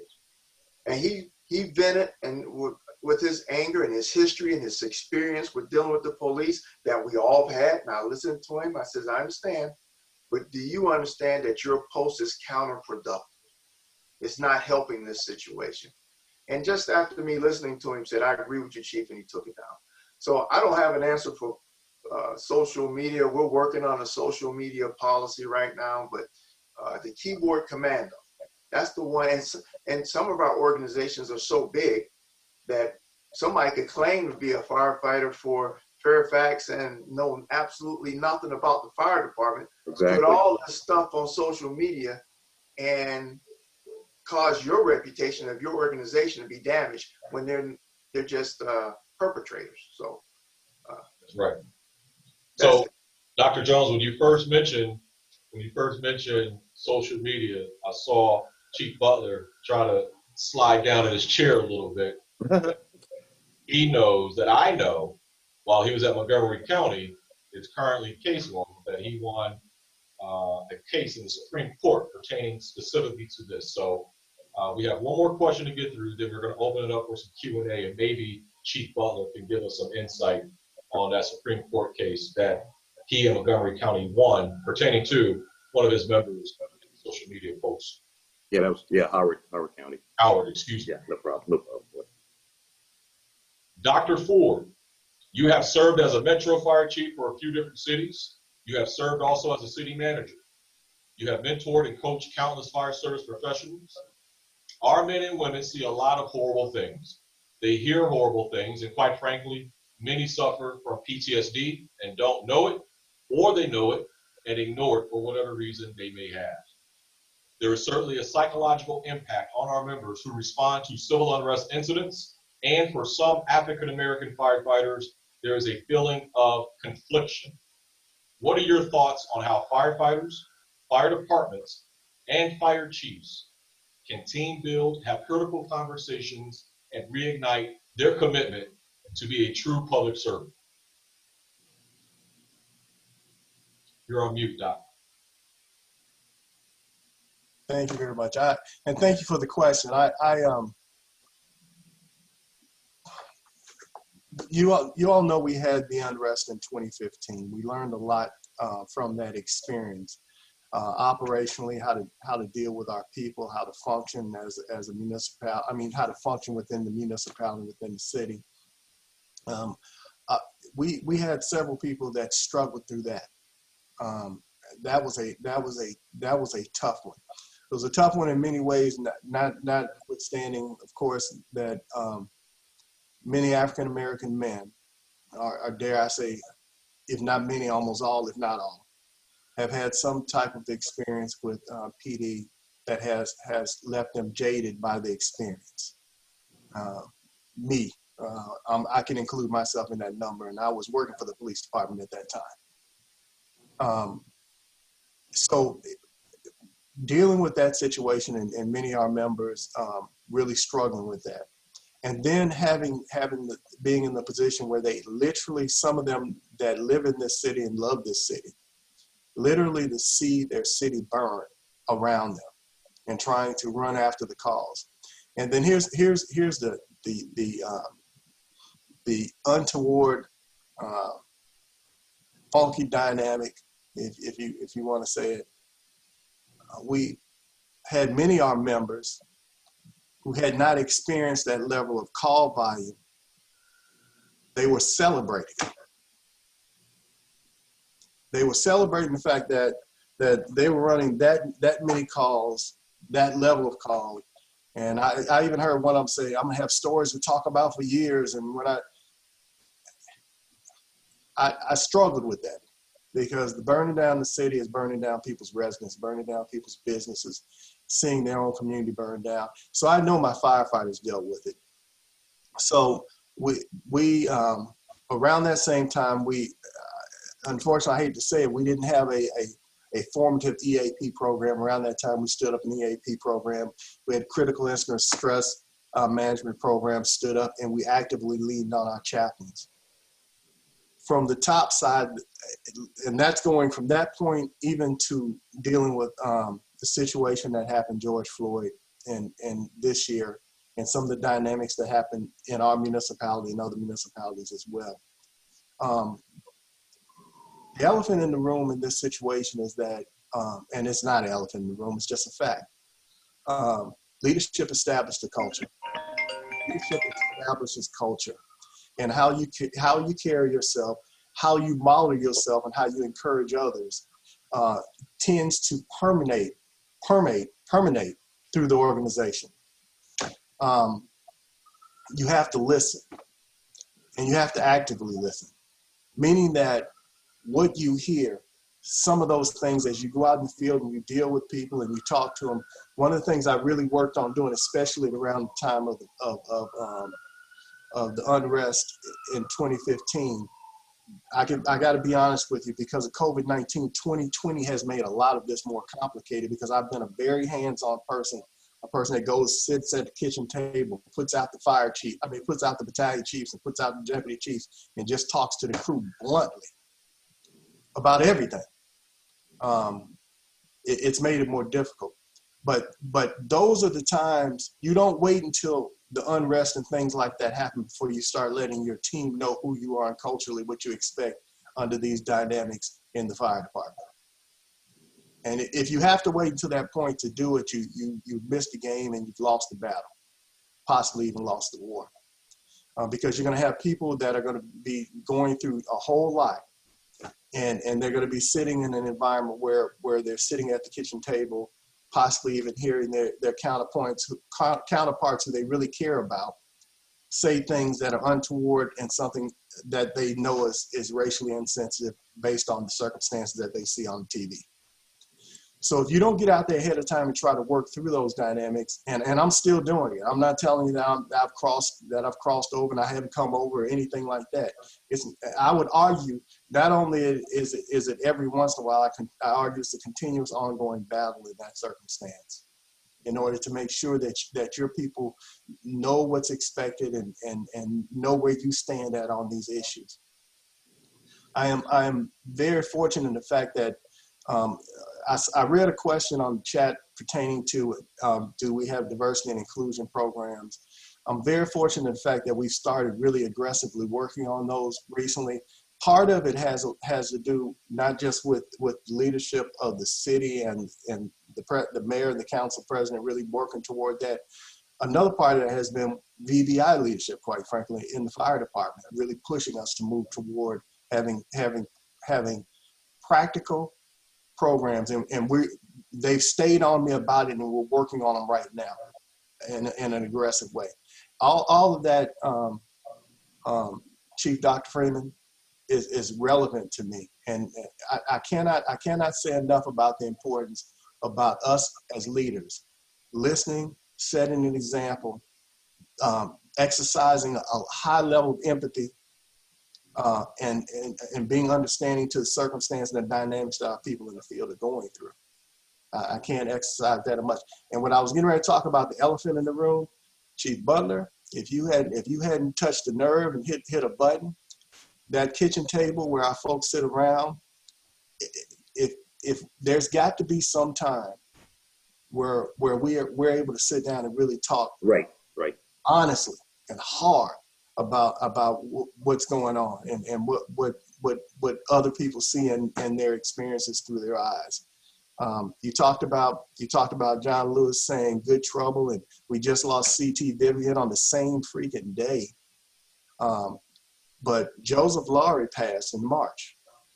And one of the things I read in one of Joseph Laurie's speeches is he had someone complaining about why he was changing things and him trying to change the country, and he needs to go. He needs to move, go somewhere else.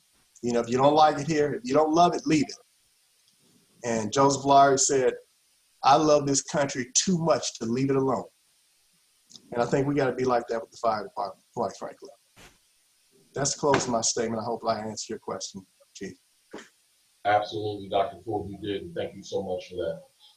We have a few more questions before we close out for the evening. And we're going to start with one of my mentees, someone who participated in our Junior Officer Leadership Academy through the Caribbean Association of Fire Chiefs, Rose Annette. So Rose is asking the question. She says, good evening all. I am Rose Annette Peltier, fire officer from Dominica.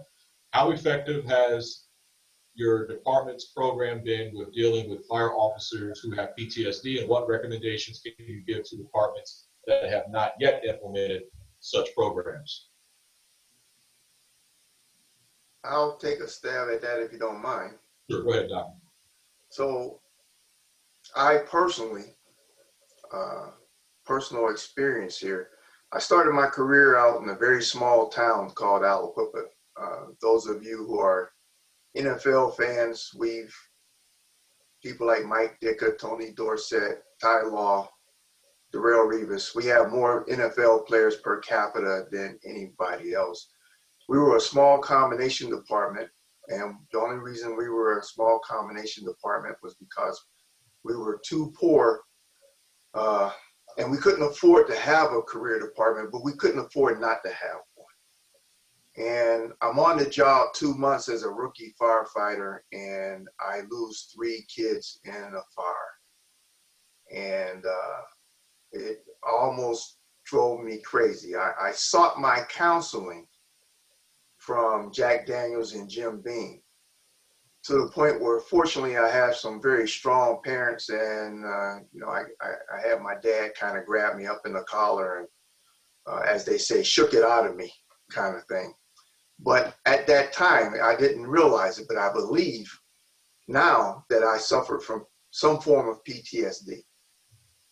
And not knowing the symptoms, the signs, when I started this, PTSD was reserved for only Vietnam veterans who had experienced combat. The rest of us was just soft. You know, and people were saying, if you can't handle it, you have to get out. So I believe that all of us, if you've been doing this for more than 4 or 5 years, I don't care, volunteer, career, major metropolitan city, Petticoat Junction, you've seen some things and you've had some experiences and you are affected by those. The question is, how are you managing these? And sometimes you have to send out and get some help. And so here in the city of Pittsburgh, we started a peer support program. The labor started the program and I fully support it. I can't get too involved in it because of our labor management culture that predates me by over a century. There is still a lack of trust there, and they won't exactly come to me, and because they're feared that there's going to be retribution, that I'm going to at some point down the road hold that against them as a black mark against their career. And instead of just consistently fighting that battle, I do fight that to change that view and that culture, but I acquiesce to them going through their labor union to make sure that they're covered. And we not only protect those or serve those in the city, metropolitan city area, but also fire departments within the region, whether they be career, combination, or volunteer. We had a small volunteer department in the next county over. Their fire chief was on a job in Thailand. In some kind of way, I don't know the whole story, on his way flying out of Thailand, there was a bullet in his carry-on luggage. Now the guy swears he doesn't own a gun, he doesn't know where the bullet came from, but they imprisoned him in Thailand for about 8 months. And after that experience, when he comes home, his family reached out to me and says, hey, my dad's coming home. His son was also a volunteer firefighter. He says, is there any program? We're kind of worried about what he's been through. And I turned this over to our peer support group. So our mental health is very important. The scars we carry, they're hidden. Most people can't see it, but I know, just like all of you, I've seen a thing or two, and I believe that if it wasn't for the love of my family 30 plus years ago when I got hit with this, it probably would have destroyed me, but it didn't. And so I'm sensitive to it. And I just want, if there's anything out there you guys need from us, policy-wise or information-wise, if you're trying to establish such a program, reach out to me and I'll share with you everything I have. Thank you so much, Doctor. And Rosanette, you heard Dr. Jones at Pittsburgh. Please reach out to him. Also, I'll send you a link. If you have any issues with Chief Doopy down in Dominica, let me know, and I will give him a proper call, as he would say. But thank you so much for the question. Also, we've had President Gary Ludwig and also our U.S. Fire Administrator, Keith Bryant, who have been on the call for quite some time. I'd like to say good evening, Chief Ludwig and Chief Bryant, and thank you both so much for joining us.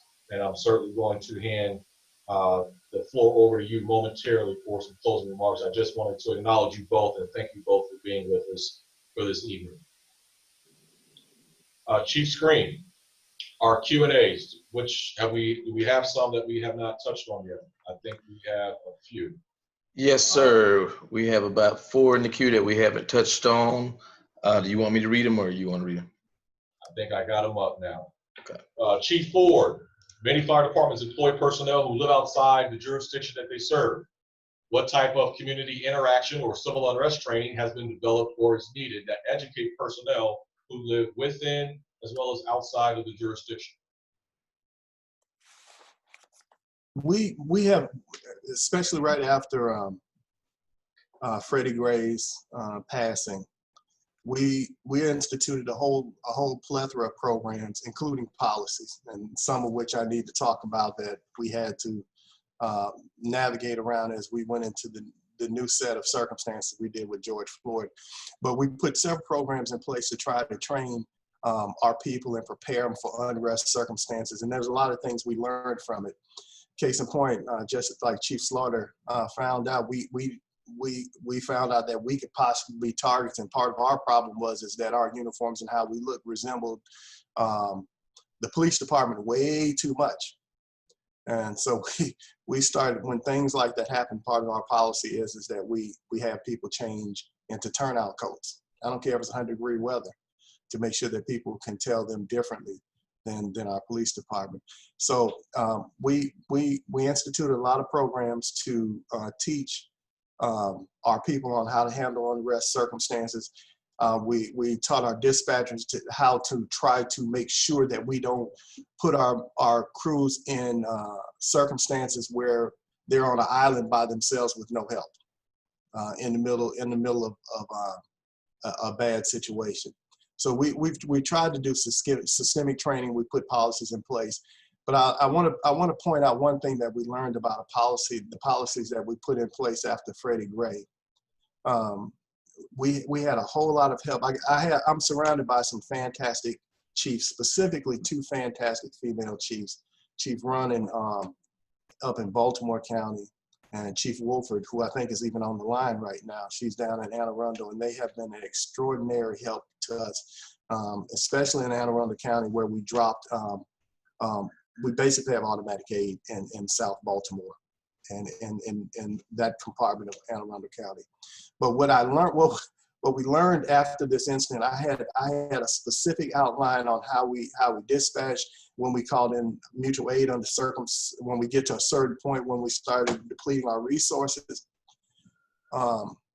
What we learned in this last even DC sent us resources, and BWI, the airport. What we learned this last issue was, okay, Niles, what the heck do you do if everybody's in the same situation you're in and you don't have the resources to draw off of?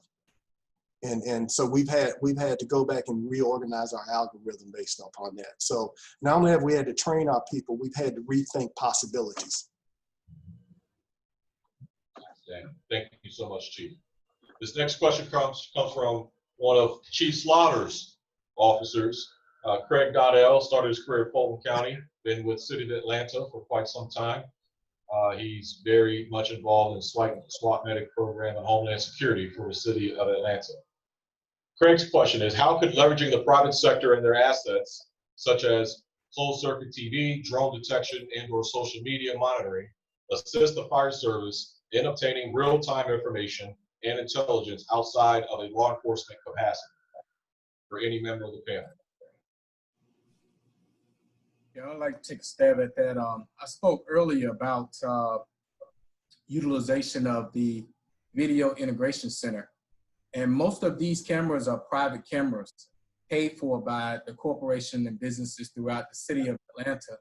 However, they integrate into a facility that's managed and operated by the Atlanta Police Department.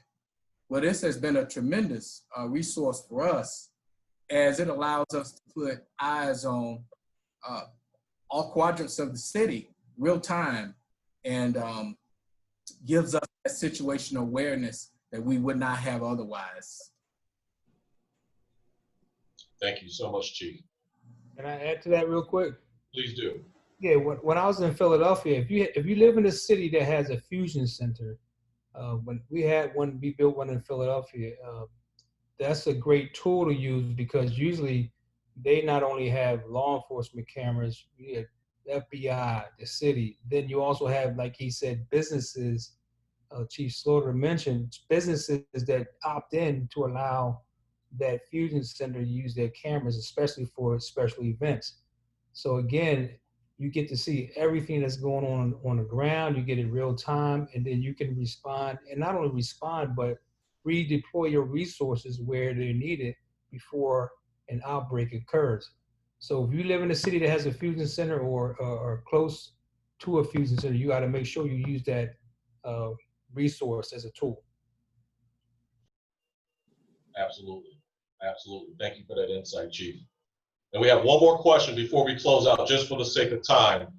We are coming up on the 2-hour mark, and as promised, 2 hours was going to be here before we knew it, and that's exactly what happened. So our last question comes from Rebecca, and her question is, I would be interested in whether the chiefs on this call or the organization more generally get calls from white chiefs from other cities looking to benefit from the type of knowledge shared today on this meeting. It seems to me the lessons from this group of leaders would be of tremendous value to others. Are there plans to memorialize the lessons from these discussions in writing as resources that can be shared? And I will briefly hand it over to Chief Skrine, who obviously will be able to make sure that this is posted not only on our website of BCOC, but also our Facebook page. Chief Skrine, is there anything to add to that? Yes. We have recorded this session, as all sessions we have, we recorded them.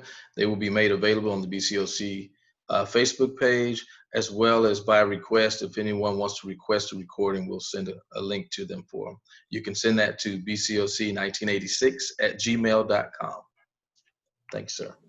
Thank you so much, Chief. And the other question is, have anyone on the panel received any phone calls from Caucasian chiefs that are friends or colleagues, just asking about any and everything dealing with civil unrest or your perspective as an African-American male? Would anyone like to share that experience? Yeah, Chief, I'll take that over. And I have Chief Gary Ludwig from the International Association of Fire Chiefs has reached out to us. and we're in discussions now of how to combat and how to come up with some of these things, some of the issues, and this is ongoing. I think the ball right now is in Chief Ludwig's court. I had to take it to your board, correct, Chief? Your mic. Yes, that's correct. The MOU we have to take to our board for approval. So. All right. Thank you, Chief Harris. Thank you, Chief Ludwig. Chief Freeman, I have had some chiefs call me, but I've had some call me certainly during these times, but not to sound political. Soon after the 2016 presidential election, I literally had 3 chiefs call me with concerns of how they felt like some of their members were acting out in ways that were not conducive to the culture of their organization.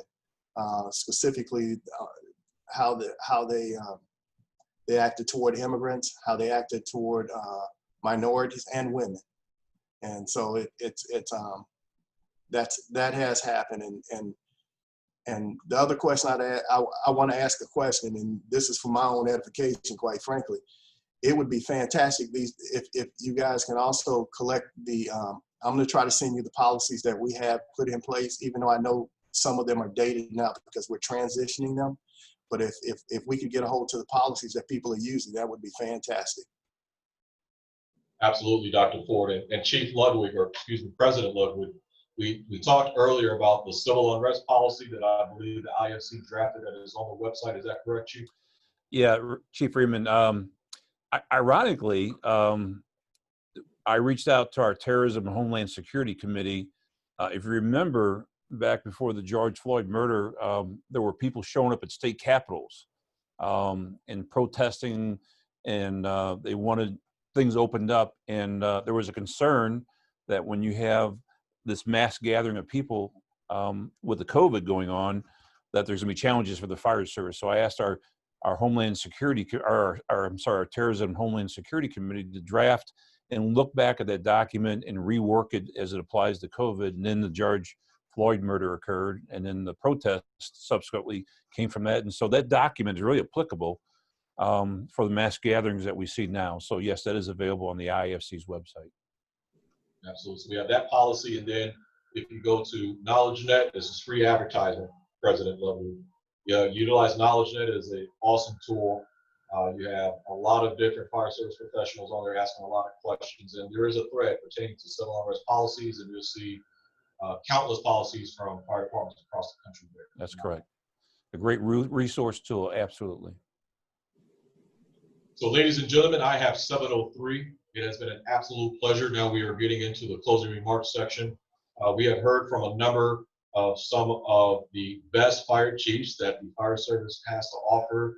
We've had panelists from across the country and even internationally join us this afternoon. And I sincerely appreciate everyone's input, insight, time, and energy this afternoon. And going into closing remarks, Dr. Jones, we will start with you, sir. The floor is yours.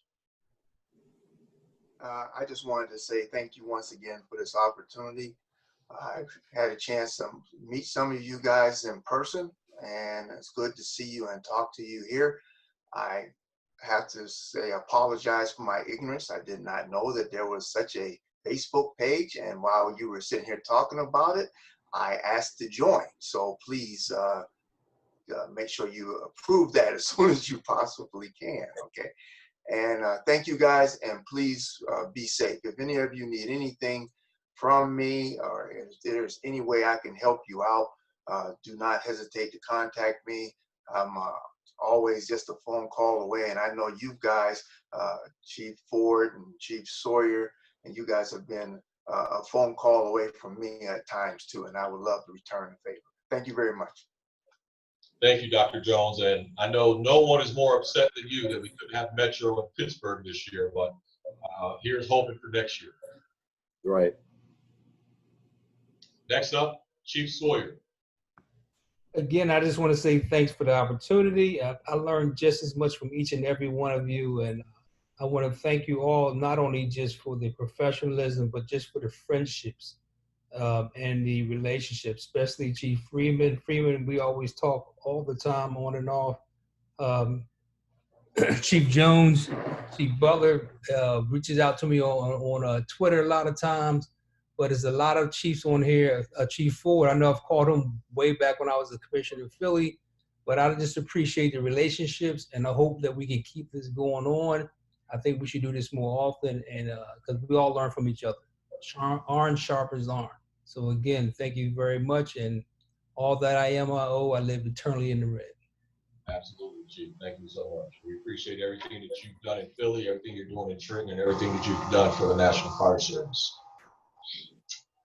Chief Slaughter, Atlanta. The floor is yours, Chief. Right. Well, let me say I have just been tremendously honored to have been a part of this distinguished panel. And I will encourage you all, as I encourage all the fire service leaders in the city of Atlanta, to take a strong, courageous stand when you believe it's in the best interest of your members and your organization. Be willing to take a strong, courageous, unpopular stand when you believe when you believe in your heart you're doing what's right. Thank you so much for allowing me to participate. Thank you so much, Chief, for your continued courageous leadership in the capital of the South, the great city of Atlanta. Next, Chief Dean, floor is yours, sir. Thank you. It's been a pleasure tonight. A lot to learn, a lot of interesting things. That old fire service model, why reinvent the wheel if somebody else can do it? I like the sharing. My key word to everybody and when we talk is take care of each other. Because if we take care of each other, then we'll survive whatever's in front of us. That's right. Absolutely. Very well said, Chief. Next is Chief John Butler, AKA the man with all of the money. The floor is I don't know where you get that. Can I get a loan? Oh, man. Thanks for the invite. This was an honor. I'm humbled. This is a leadership moment. 2020 has some significant, epic, historic challenges. COVID-19, and then just throw on a little civil unrest and some social unrest to sweeten things up. I want to be nowhere other than the seat I'm in now, and I'm sure you all feel that way. An opportunity to move our institution, both from a public health perspective and how we deliver services, to social and cultural areas. So I'm really appreciative of the BCOC and Chief Ludwig and the IAFC and one of my mentors, I know she's online, Chief Mary Beth Micos and her FESD crew. There's enough space for leaders. There's a lot of opportunity here for all of us to leave a lasting mark in this very epic moment of 2020. So thanks for including me. Lots to learn. Thank you so much, Chief, for being here with us. And we're certainly very, very appreciative of everything that you've done and continue to do for us. And our last but certainly not least panelist, Dr. Niles Ford, City of Baltimore.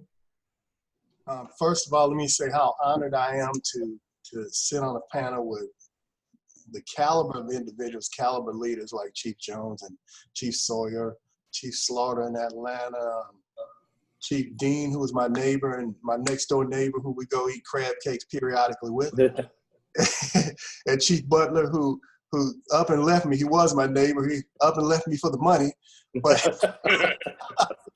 and we met, and that's the other thing. Cross-pollinating is so important amongst us, yes, in meeting and discussing things. I'm honored to be a part of this. Any way I can help anyone, any striving leader, you are going to go through ups and downs. I want to give a shameless plug to the BCOC. I've been a member of the BCOC since 2003.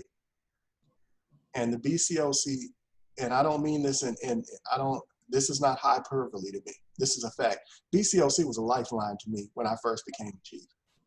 People like Oscar Brennan and Ray Brooks, some of those old heads, man, saved me. under a whole lot of circumstances kept me from walking off a bridge. I'm just glad, and I'm so honored to be a part of this, and I'm so glad to see what you all are doing. I think that the BCOC is certainly an organization that we need to recommit to. We need to make sure that it continues to breathe and continues new blood coming into it. So when we do appoint new chief officers, we need to encourage them to become members to ensure that the organization maintains and continues for people like me who are in certain circumstances and quite frankly didn't know what to do, coming from employment at will state to a state that had collective bargaining and I was just completely lost. So I want to encourage you all, and I want to tell you how honored and how glad I am to see what you all are doing. Chief Harris, you all are doing fantastic work, and that's all I really have to say is just thank you. And any way I can help, please, please, please let me be a part of it. Thank you so much, Dr. Ford. And we appreciate everything that you've done over your career and continue to do for us. So lucky to have you. And now to our leadership, Chief Harris. All right. I want to thank everyone for coming out, and I want to especially thank Chief Ford, because this is our membership drive, and we're doing membership this month. And another shameless plug, you can sign up online. It ain't nothing but about $10, $12 a month, y'all. So, you know, help a brother out. Our motto is lifting as we climb. And this is what this is all about. This is all this is about, is lifting as we climb. The next panel that we're going to have is going to be a panel of female firefighters, women in the fire service, to get their perspectives, because we can't talk about inclusion unless we include everyone also. And least but not last, I want to thank U.S. Fire Administrator, Chief Keith Bryant. He's been to the BCOC conference the last 3 years. And that's the only reason we had this panel, Chief. Since we couldn't come down to Fort Lauderdale, we figured we'd get you on Zoom and say hi to you. But we don't have a hospitality suite, but we're always going to be hospitable. I just want to thank everyone for coming out, and may God bless. Take care. Thank you so much, Chief. Really appreciate you. Next, our International Association of Black Professional Firefighters President Addington Stewart. Floor is yours, sir. Thanks, Chief Freeman, and again, kudos and congratulations to this forum that you all put on tonight. Of course, all of us have been in some discussions in reference to these same issues that you are discussing, and I'd like to say and let everyone know that the International Association of Black Professional Firefighters, the IAFC, the Black Chief Officers Committee, BCOC, and the Carl Holmes Executive Development Institute have collaborated to address these issues of systemic racism in the fire service. And just the MOU that you heard Chief Ludwig and Chief Harris talk about, we're really going to have those hard conversations. And if we don't decide to be uncomfortable with what's going on right now and let that uncomfortableness charge us to action, I think we're going to miss a great opportunity. We've also talked to the IAFF, and we're working on discussions to bring all of these things together, and for us to sit down in a room, develop a unified command, branch out and have working committees to address barriers to hiring, some of these other issues with the civil unrest and all that we're talking about. I really appreciate this forum tonight. I hate I missed the first one, and that was out of my control, but I was able to stay on this full time, and all due respect to all of the chiefs here, and I know Chief Tonya Hoover is on here. We really have to organize ourselves and work together, and I think this opportunity is now, and let's don't miss it. And thanks again for everything and for everybody that participated in this. And it was great to see Chief Sawyer, Chief Ford, all of those guys that I've had relationships with in the past, and much respect and admiration for. So thanks again. Chief, for allowing me to say a few words and be a part of this forum. Thank you, President. Thank you. That shirt, that London Fire Brigade, is that an XL or double X? XL, Chief. Oh, okay. All right, you can keep it then. I didn't double it. All righty. And without any further ado, I'm honored and have the esteemed privilege to introduce and offer opportunity to say a few remarks. Our U.S. Fire Administrator, Chief Keith Bryant. Good evening, Chief. Hey, thanks, Chief Freeman, and really good to see everybody and hear from everybody. You know, not being able to be out there making the rounds like I normally do, I just miss seeing everybody. And and as Chief Harris said, you know, missed the opportunity to get with you all in Fort Lauderdale this year. So hopefully we get to that point next year and we're back together once again. But what a great discussion today. And especially from and seeing so many of my good friends, you know, who I consider the best and brightest in our industry out there. So thank you so much, the BCOC. I appreciate the work that you're doing. I appreciate the influence you have. You know, and in terms of influence, I just point out a couple of you real quick, you know, John, and as one of our Board of Visitors members, certainly this group is well represented in that way, and Chief Jones, Darryl, and his work with us at the Fire Academy and our EFO program. You know, what great people we have working with us at the National Fire Academy. And certainly have to mention my predecessor, Ernie. This is actually the second meeting today that I've been on with Ernie. So good to see you, Ernie. And, you know, what a great mentor, and certainly set the stage for me to be in this role now. So great conversation today. You know, any issue that's confronting the fire service is an opportunity for all of us to move things forward collectively and collaboratively. So fire administration certainly wants to be a part of that, and whatever you need from us in terms of involvement, facilitation, or whatever, we're more than happy to do it. Thanks so much for the opportunity today. Good to see everyone. Thank you, Chief. Also great to see you as well. We appreciate everything that you do for us. Is Chief Tonya Hoover on, our Deputy U.S. Fire Administrator? Is she still with us? I'm still here, Chief. Awesome. I'm just going to do a ditto of what Chief Bryant said. So it's always best to follow your boss. But, you know, I do also want to call out a few folks. Chief Jones, thank you so much for the time that you spend at the National Fire Academy, providing that training and education to all of the new leaders in the fire service. And the door is always open for anyone else that would like to join Chief Jones as an instructor at the National Fire Academy. Chief Mitchell, I've already checked into that class, seeing if we can dust it off of the bookshelf there, refresh it, and hopefully put it back out for a whole nother generation of fire service individuals. So thanks for the tap. And I blame you every day for me being here as a mentor. And again, thank you so much for allowing me to listen to the conversation, to be part of this. As Chief Bryant mentioned earlier, you know, the U.S. Fire Administration wants to be part of bringing folks together, working through solutions, sharing information. Don't ever hesitate to reach out. Again, thank you very much, Chief. Thank you, Chief. We really appreciate it. And next, since he's been mentioned so often this evening, our former U.S. Fire Administrator, Chief Ernie Mitchell. Chief, the floor is yours, sir.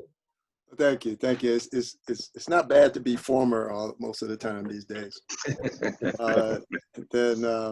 But thanks, Keith, for the remarks and the welcome, and thank you, Tonya. You know, it's similar to good trouble. There's good blame, and I think that's fine. Just like Greg mentioned, he raised his hand and take credit for using the apparatus, using the stations for testing. But that's, for me, listening to you all is excellent. Great advice to those that are listening in. A lot of similarities that it's nice to hear those things are happening. And as some have even remarked about this gathering of the panel. It's about working on a situation together and collaborating. And that's what it takes in our communities for this, real collaboration. But I got a chance to work with DHS and the FBI and some others and travel around the country to look at active shooter and civil unrest and discuss plans with communities. And what many weren't doing is collaborating with law enforcement and outside of police and law enforcement if they were doing that. So that you identify gaps, and those that you don't feel, law enforcement don't feel, who feels it in your community, and get them as to be a part of the team. And that's really what it is about. And what do you need? You don't wait until the test to get ready for the test. You need to fill those gaps in equipment, training, policies, who plays what roles. And those are things that just need to happen. And I'd like to offer up one fairly new piece of information when it comes to mental health and behavioral health. The Fallen Firefighter Foundation created a group about 3 years ago now called the First Responder Center for Excellence. And if you go to firstrespondercenter.org, there's an opportunity there to just check them. There are resources, there's research being done. They can guide you and send you to where you need to go. It's part of it had to be set up separately from the foundation because of their legislative duties that they could not exceed. So to get more into behavioral health, they had to set up a separate organization. But there's, just like with the foundation, there's free resources there and information. So it's a good place to check. But I really appreciate you all. And this was very, very enlightening. Thank you so much for joining us, Chief. And last but not least, our fearless leader, our IFC president, Chief Gary Ludwig. Thank you, Chief Freeman. This was great again today. It's good to see so many friends online. And quite frankly, as each leader here spoke and talked, it reminded me of the Bible verse, too much is given, much is required. And it's certainly clear to me that all the leaders here online have stepped up and delivered to what is required in their communities. And so my compliments. I was very heartened as I heard each leader and each fire chief talk here that the future of the fire service is bright and even going to get brighter. So I want to thank Chief Harris and you, President Stewart, for accepting my phone call. There was an opportunity for us to make things better in the fire service. Stu and I worked in St. Louis Fire together for many years together, and so that was a phone call that Stu and I talked not only about the past and reminisce, but also about what we can do about the future. And so when I also talked to Dave, also Chief Harris, again, same thing about what we can do about in the future. And so we had a great meeting not too long ago. Chief Butler was on that call with us. And again, I think the future looks bright. We just have to continue to move forward and strive forward. But again, with the leadership I saw here today, I think that is very achievable. So I'm honored to serve as IFC president. And so thank you, Reggie. Thank you, Chief Freeman, for the opportunity to be here today. This was just phenomenal for what I heard. Thank you, Chief. And you joined us for our first town hall discussion, which was discussing COVID-19, and you're here with us today. We appreciate your generous time and everything that you do on a daily basis. So, ladies and gentlemen, our next panel discussion or town hall event is going to be organized by Chief Tony Barnes-Washington. And as Chief Skrine has mentioned before, this is going to be an all-female panel from the moderator to the last panelist. We believe in inclusiveness in the Black Chief Officers Committee, and we want to give our sisters a platform to talk about any and everything that they want to talk about that's important to them. So please participate in that town hall as you have participated in the COVID-19, as well as this town hall talking about leading during civil unrest. It's going to be a star-studded panel, and Chief Barnes-Washington is going to do an outstanding job. I'm pretty sure Chief Wesley Boyd, just if I was a betting person, I would bet that she would be on the panel. She was very dynamic, certainly a future fire chief in our American Fire Service. So please show your support when you see that announcement. My name is Reggie Freeman. It's been my honor and privilege to moderate this great panel this evening. I thank you so very much for your time, your attention, and your insight. Hope everyone is well. God bless, and we'll see you soon. Take care. Appreciate you, Reggie. Good night, everybody. Hey, Niles, I'll be waiting, Niles. Don't forget me. We hungry. We hungry, Niles. Everybody have a good evening. Thank the panel. Thank everybody. Good evening, you all. Be safe. I'm only 15 minutes from you. We still can't see each other, brother. I know it. I won't forget. Right. All right. Yeah. Man, I'm proud to be associated with you all. Thank you so we much. appreciate all y'all. Yes, sir. Y'all have a good evening. Thank you, Chief Niles. All right, guys. Good night, John. Thank you. Stay safe, guys.